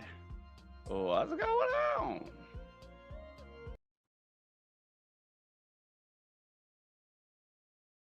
I'm guessing you guys are all here for Ward's class? Right this way. Yes, we're ready. All right, everyone. I'm sure you guys have had a wonderful day today after your class at evocation. Now it's time for a little defensive magic. Here we are going to talk about the counterweight to evocation magic, wards. Before we talk about spells, mechanics, or tiers, I want to establish a principle. The best defense is positioning. Not shielding, not absorbing, but positioning. If you can prevent an attacker from reaching you, that is better than blocking the attack once it arrives. If you can control an angle, terrain, distance, or the line of sight, you can spend 0 spell slots. 0 spell slots is the most efficient defense in the game. Ward magic amplifies smart positioning, it does not replace it. Now, ward spells exist for one purpose: to reduce incoming impact without collapsing your spell economy. Unlike evocation, ward does not win by ending fights quickly, wards win by outlasting them, by denying the momentum of the enemy caster, by forcing your opponents to overspend. Let's start with low tier wards. Most early level ward spells revolve around one of two mechanics: advantage on defense or minor directional protection. Mirror Ward, Arcane Shield, Quick Barrier techniques. These are not walls, these are adjustments. The subtle arcane reinforcement that gives you advantage on your next defense roll. a brief pulse that absorbs a portion of the damage. These cost little magic, and that's intentional because deflecting costs is less than maintaining it. A constant one-way shield, a fully sustained barrier drains resources quickly. Low tier wards is reactive. You cast it when you need, you block, you reposition, you reset the tempo. The mistake new players make is trying to stay permanently shielded. You're not meant to be untouchable, you're meant to be efficient. Now, when we move on to the mid tier wards, this is where wards become tactical. Mid tier wards follow the same core principle. They block only what needs blocking. Instead of projecting a full body barrier, mid tier spells reinforce one direction, one angle, one vector. A forward shield, a lateral guard, a protective arc behind an ally. You are choosing where the threat comes from and fortifying that direction. Mechanically, this increases defense at low cost because you are narrowing the protection field. Less surface area, less magic required. This is where positioning truly matters. If you stand in the center of open ground, mid-tier wards feel weak. But if you stand in a corridor against a wall behind a pillar or at a choke point, they become devastatingly efficient. A wise duelist knows force your opponent to approach from one direction, then fortify that direction. Now, when we reach the high tier wards, you're going to see that these rare, expensive, battlefield defining spells, they're like domes of energy, fully protective spears, arcane sanctuaries. Within these domes, magic cannot pass through, spirits cannot enter, and shadows cannot slip between the layers. However, this is critical. Regular weapons can pass through.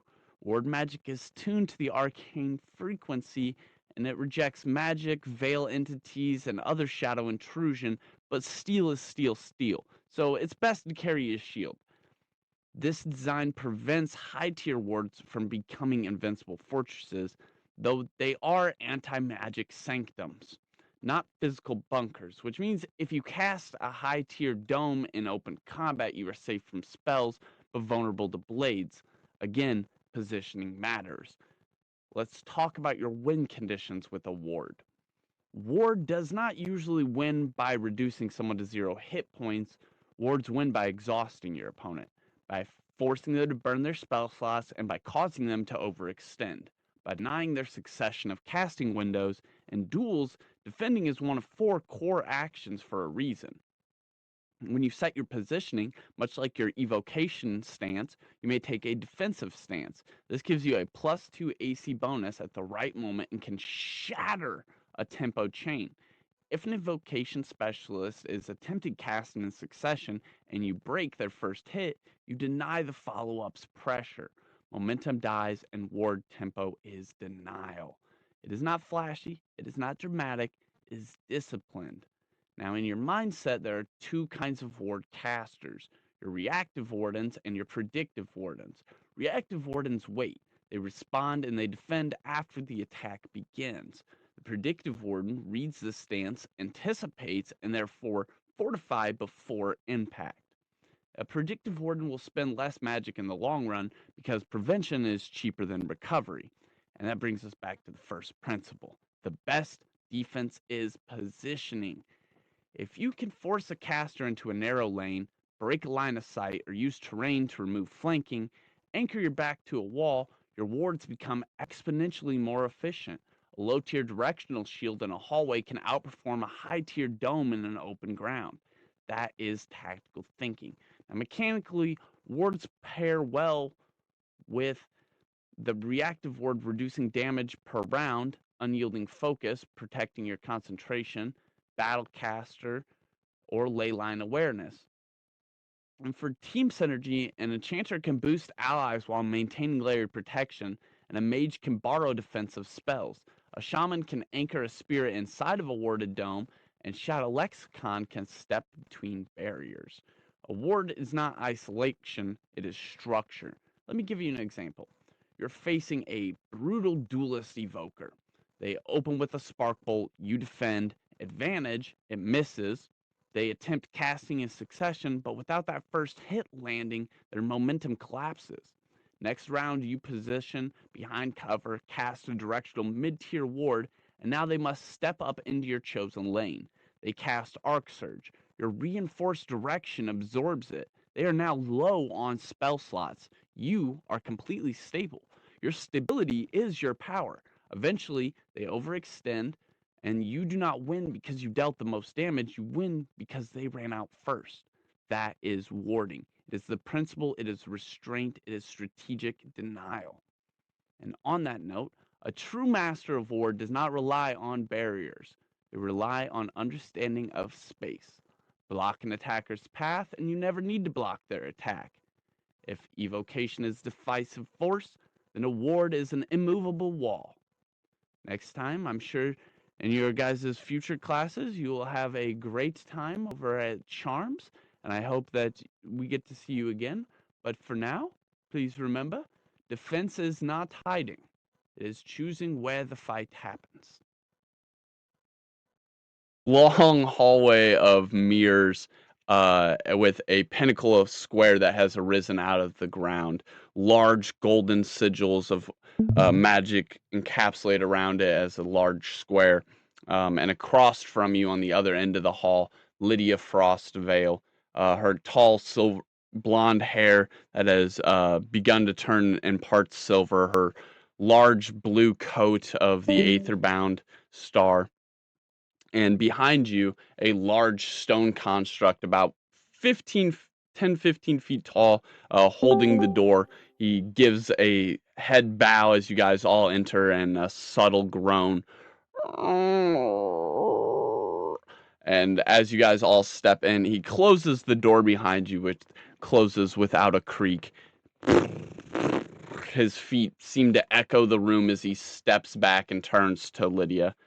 Thank you guys all for joining me. I'm sure you guys had a great time in your evocation arts class. Thank you guys for all joining us for wards. Professor Embercoil tells me many great things from your Luminary Cup challenges. Many of you in this room are shining examples of what it means to be an evocation duelist. And many of you are great examples of what it means to be the pinnacle of a wards duelist. And she steps forward. Bast, would you help me, please? And Bast, with a series of large steps, enters into the middle of this dueling arena. And a large series of ice crystals that are now visible on his back come into view as he steps past you guys and closer towards Lydia. And he kind of kneels down, much like a knight would, with these series of large groans. That's so cool. And she walks around the side to him about 180 degrees and runs her hands across a series of these crystals before selecting one and pulls it out. She goes, "This is the memory fragment I froze, I believe." And she kind of eyes it subtly before casting a sigil out across the ground. Her eyes close, and bright blue and silver aura emanate off of her, swirling around like an icy storm that expands outwards across the entire square of magic in front, surrounding her and in front of you. The entire view becomes this icy replicate of the day of the Luminary Cup challenge. And you see Schnur just finishing up her duel, and all of you guys were still kind of around at the moment. And Oren Bast and Professor Lydia are gone, and this icy scene begins to unfold in front of you as you see Eisen and Kayleen Embercoil begin their dueling exam, brother and sister that both faced off against each other for this cup challenge to see who would be the one to remain in the luminary flame. And it starts out with it starts out with Eisen Embercoil across the battlefield, and he casts Cinder Lash, and this bright, beautiful flame-like whip ignites into the icy tundra before you guys, and he cackles this whip, lashing it at the ground before doing some sort of hand movement and casts Transmutation, and the flames on it begin to still and freeze before becoming this icy form, this transmuted living flame, but now frozen Cinder Lash. And this icy Cinder Lash sickles out and slices the air, and this vibrantly cool aura of this tundra before you that's projecting out this memory. And he just stands there waiting as Kayleen takes her turn. Bright colors replicate out of her, stretching across the tundra as she runs forward.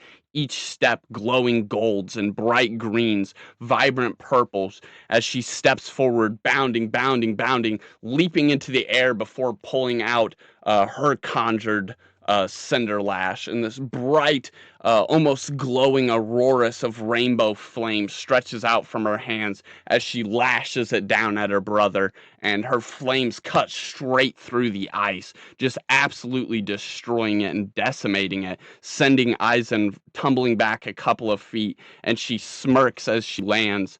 Her feet adjust. I thought you were smarter than that, brother. You know that your ice is weak to our fire. And she cackles the whip again as it slices out through the air with vibrant color, and he lands, and he goes, I know. And they kind of have this moment where they just square off and are staring at each other, and it's almost as if they're sizing each other up, even though it seems as though Kayleen has already won. With all the spell slots expended, there's very little left that they could do. And even if he reset and just conjured another Cinder Lash, he's basically just back at square one minus all of the spell slots that he just burned. And they have this moment where they're squaring off in this icy tundra of color and is vibrant out in front of you guys, displaying this memory.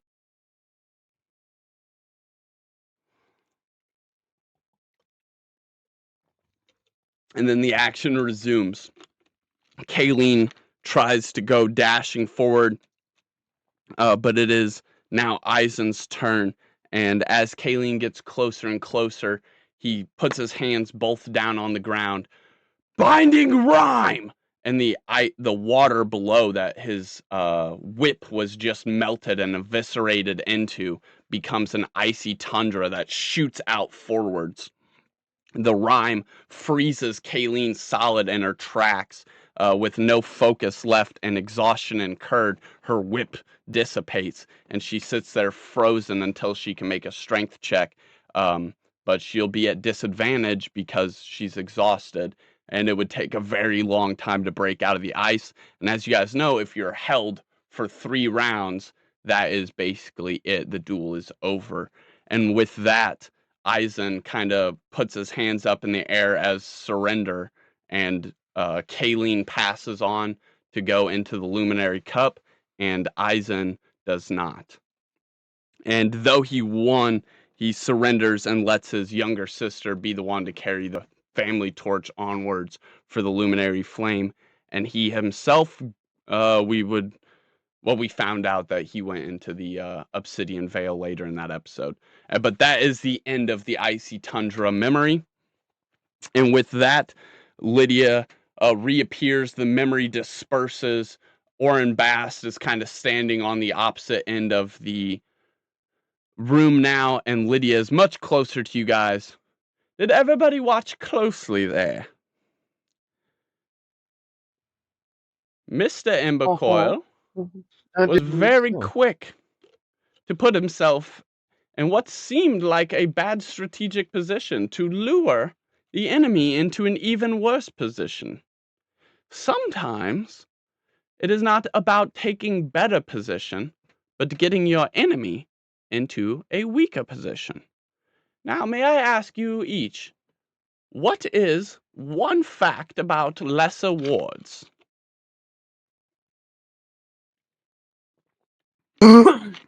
They don't defend everything. If anything, they only either redirect or add defense. That is true. That is technically two facts. That is technically two facts. I'll give you two for that.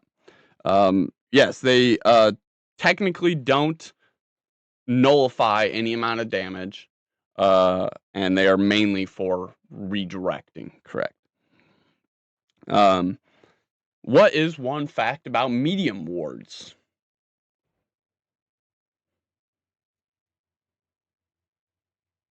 They're a forward shield protective, like it protects you in a certain direction. So if you're backed into a corner, everything in front of you is per se what's protected.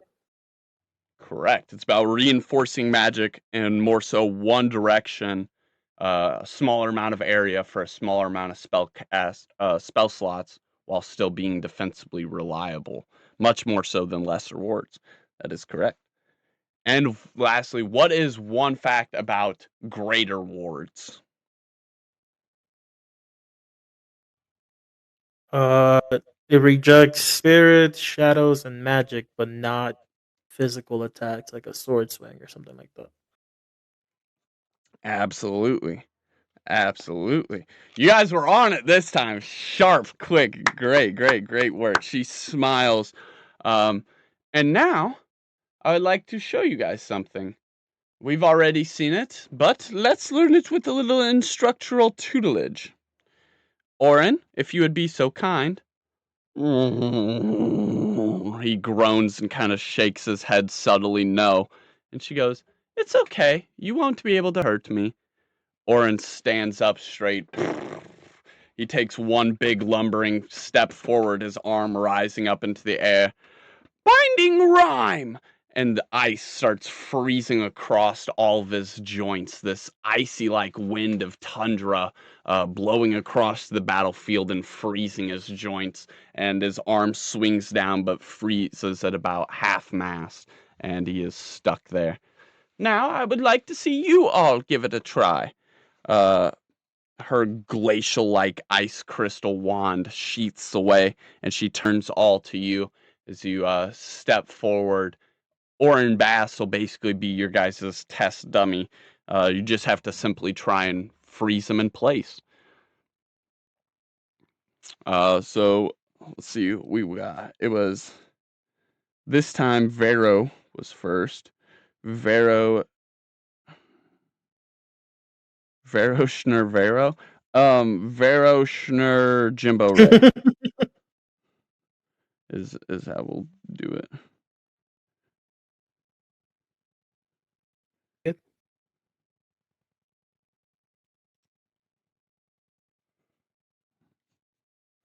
All right.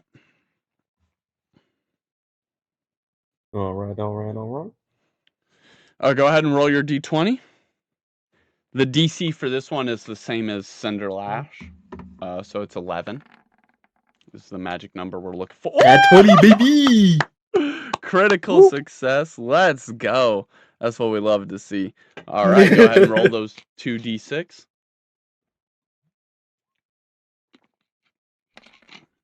That's a 5.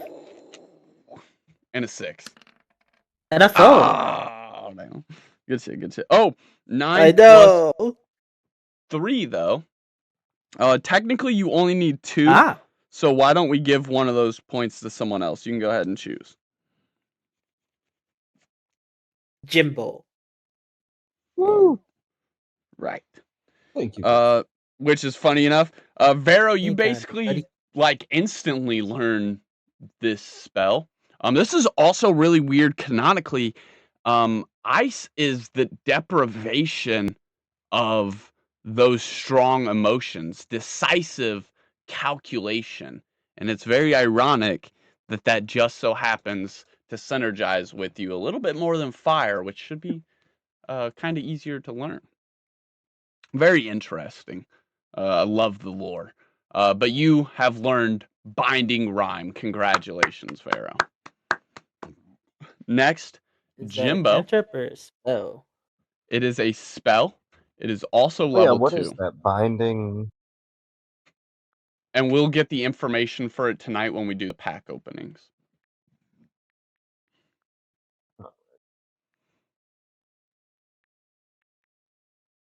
As you were saying, though, sorry. It is now your roll if you'd like to roll a d20. It's a level 2, by the way. All right. Isn't it my turn? Thought it was Vero Schnurr, Jimbo Ray. No, yeah, I think so. Yeah, I think it was Schnurr. Sorry, Schnurr. Oh. Vero, Schnurr. Jimbo, Schnurr, or Vero. I think it was Vero, Schnurr, Jimbo, Ray. Mm-hmm. Yeah. Roll it away. Not sure you got this. So anyway, I rolled up and I'm all like, oogly boogly icily, roll 5. Oh. Oh no. All right. And funny enough, I actually had something planned for this one as well. Much like Ergo, Lydia also can give out teacher's inspiration. And since you were the first person not to fail, not to critically fail, but you were the first person to not pass, to not be quite strong enough, to not quite get it right. She is also going to give you teacher's inspiration now, and it works exactly as it did for Ergo. Basically, you get advantage, so you roll twice, you take the higher, you add +1, and it only works for when you're trying to get mastery point or adept points when you're trying to pass that adept score. And once you have done so, once you've gotten the mastery points for it, you can then pass this on to other members of your party and start helping them. So go ahead and re-roll again and add 1 to the higher of the scores. Hopefully it is higher than 11. Oh man. Well, That's yeah. Big stone? You have those. Oh. You'll have those. And then next was Jimbo.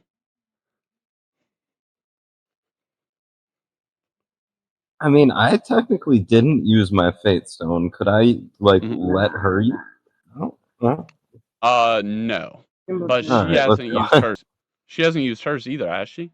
Did she? Yeah, she did. Yeah, she did. Yeah, I did earlier. Yeah. I know we all tried to at some point. 15 does I got a pass. 50.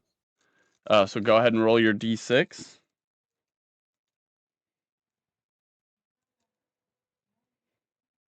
One. Oh. Ah. Plus what? That's +1 from 1 plus 1, right? Vero. Correct. And you still have a plus, or no, that was Schnurr.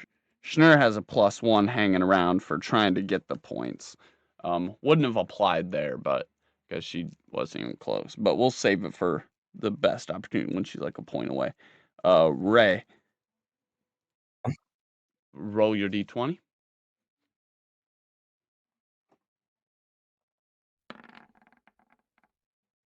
Oh, yeah, you'll have those. You'll have those, she says. She laughs. It's all right. Keep going. Orin won't hurt you. And he actually kind of takes a couple steps back to give you guys some more time. He's like, and this actually extends your adversity score. So much like last time, you would start incurring an adversity score after 3 attempts. But Orin Bass stepping back and trying to be like, oh, act like I'm taking longer to get there is actually going to increase that time to 4 turns. Big stone guy loves ya, and he doesn't want you guys to feel pressure like he's actually gonna squish you. He's like, oh. And Thank you, big stone guy. it starts back off at top of order, but Vero has already passed it. Vero, keep in mind you now have inspiration to pass on along the way. Next was Schnurr. With she already has teacher's inspiration though. Keep that in mind. So go ahead and roll twice, take the higher, and add 1. I'm gonna go ahead and take myself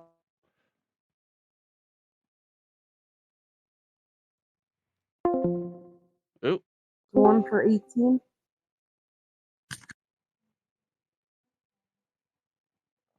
Nice. All right, 17 plus 1 is 18. That passes. Roll your d6. I got a 5. Ooh. Let's go. And then that brings us to Ray. Roll your d20.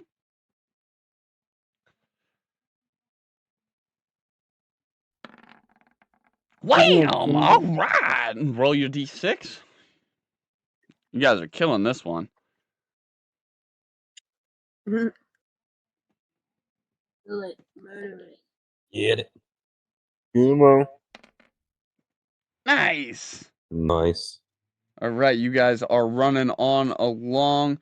And that brings us all the way to the back of order. Jimbo, or Vero, and then Schnur. Keep in mind, you still have that inspiration.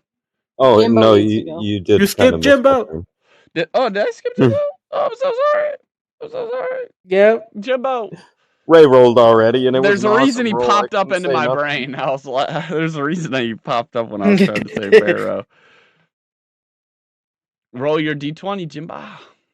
Ooh, 7. Plus inspiration from Vero for last turn. Roll your inspo dice, your d4.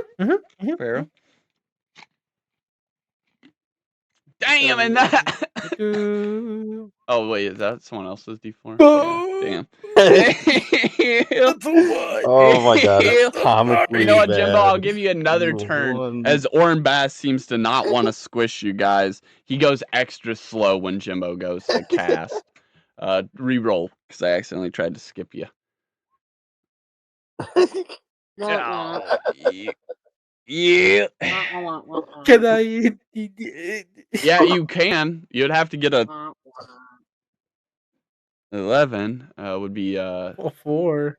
3. Yeah, or no, It'd be that a 4 would only be 10. So yeah, there's you actually can't get him to an 11. It's impossible, unfortunately. I'll still try. If you do roll a 4, we could smudge it. Ah, so close. So close. All right, back to top of order for real this time with Schnur now. Vera, you're saving your inspiration, so you can give that on this round. All right. First roll is a 15.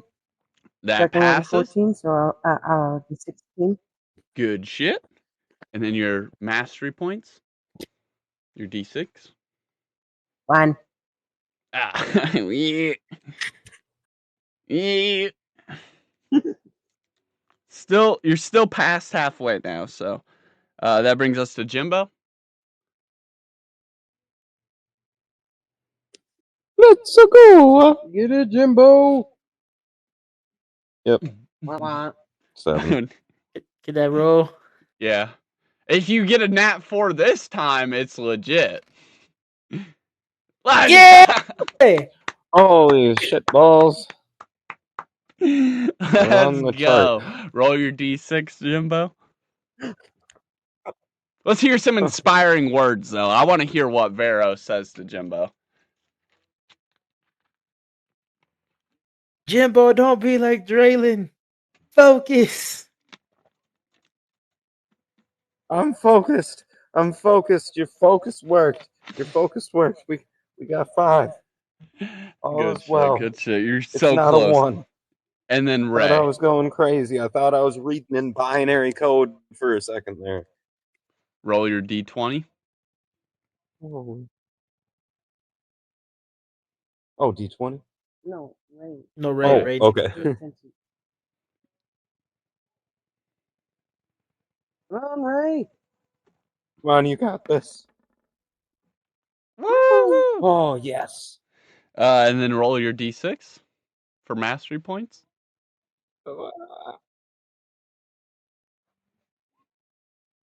Nice. Big number. I mean, it's not a 1. That's something. You know, was it Mrs. Ray? The greatest thing about ice magic is that it doesn't care if you're sad or distraught, happy or afraid, it only cares that you have the intention and the calculation. Here, try it this way.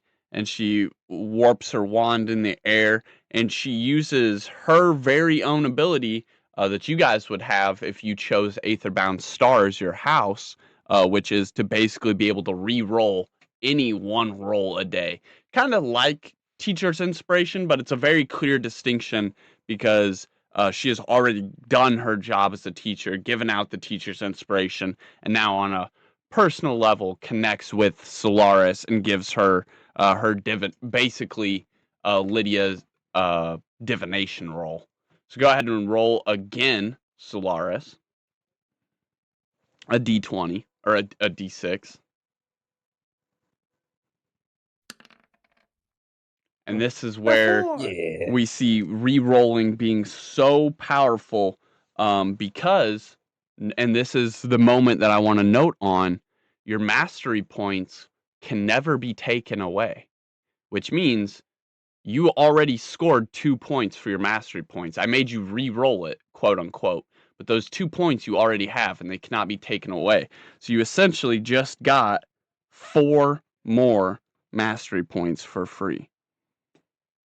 And she teaches you the cold calculations of ice magic. And that brings us back to the top of the order as she goes and checks on her pupil that was struggling a little bit at the beginning, but is now getting rather quick with it. Schnur attempting to cast this binding rind to stop Orin Bast. Go ahead. Roll twice, take the higher, and add 1. Finding Ryan. Oh. Finding Ryan? Oh. And she looks Oh down no! and she's like, "Oh, well, sometimes you'll have that." And she continues on. Jimbo?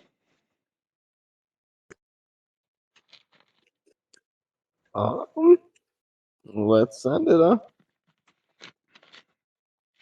Oh, hallelujah, 18. And 1. I give you. Yeah. And she sees her pupil doing best under her instructive, and then she sees beside this pupil this kind of wonky moonfolk guy attempting to do the same thing. He's like looking over at Schnur and then looking back and then looking back at Schnur, trying to take from her example, but Schnur doesn't have it all the way down. And Lydia steps in again and she goes, it works a little better if you try it like this. Don't worry about others, only yourself. And she looks forward at Orin Bass and does some similar, very specific hand motions showing you. And she uses that very same Aetherbound House ability again, because since she is the teacher, the house teacher of Aetherbound Star, she can actually do this up to 10 times a day, which is just insane. And now you may re-roll your mastery dice specifically. Also, you can't use inspiration on mastery dice, which is why it's so special that Lydia is helping you guys with the mastery. With her Aetherbound Star House Cup roll. There we go. And again, just like before, your points can be taken away. So you already squirreled those points away, which brought you to 8. And then plus that 3 brings you to 11, which means you have now also mastered Binding Rhyme. And then that brings us Amazing. back, Good deal, good deal. Back to Ray.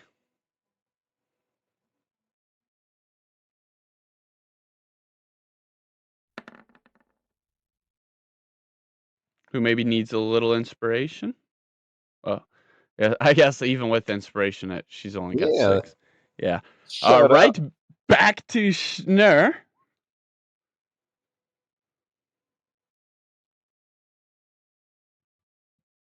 Oh.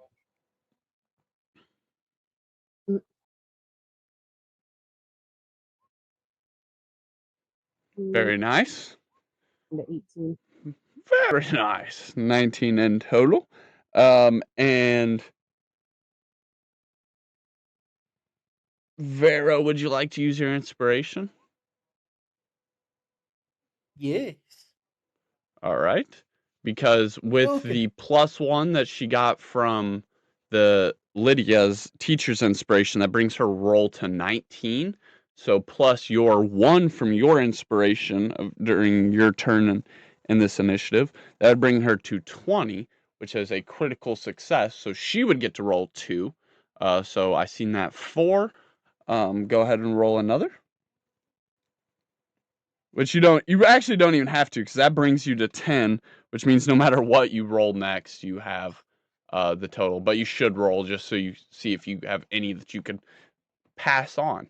You can't bank mastery points, but you can 4.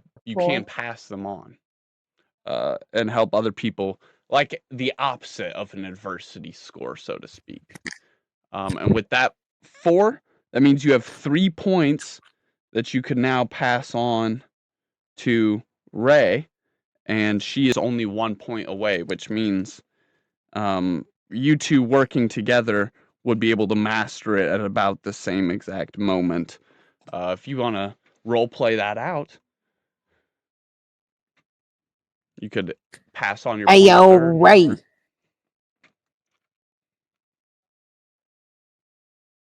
I got some extra points here, man. You need some points?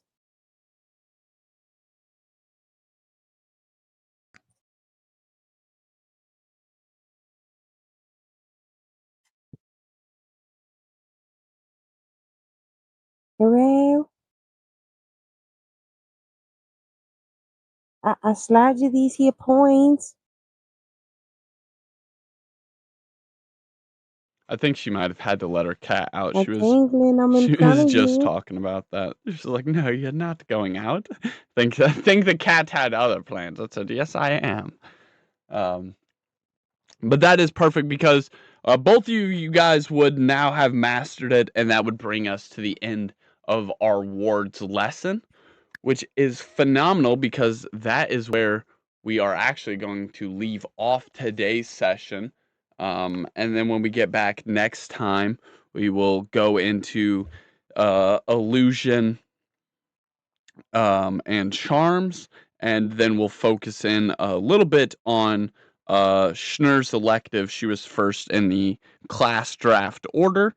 Um, all of you guys must master this spell and then hit your study for that specific class at least once. So what this means is over all the next sessions, you guys are going to have those opportunities, much like you did at the beginning of today's session for your study material. You have to spend at least one of those on this specific subject to pass. Once you have done that, you need to come back here and find out what is the actual physical aspect, the physical challenge that you have to go pass, your final for your year 1 to pass evocation. And that is literally it. You have passed year 1.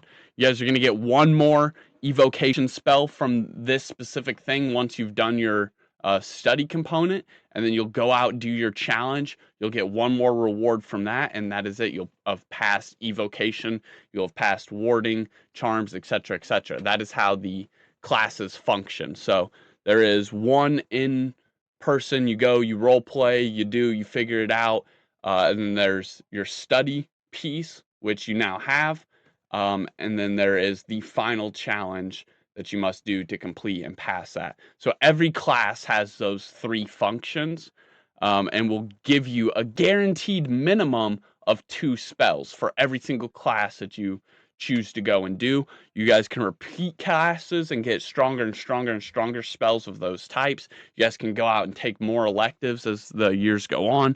All kinds of crazy shit that we will get into next time on Spells and Scepters.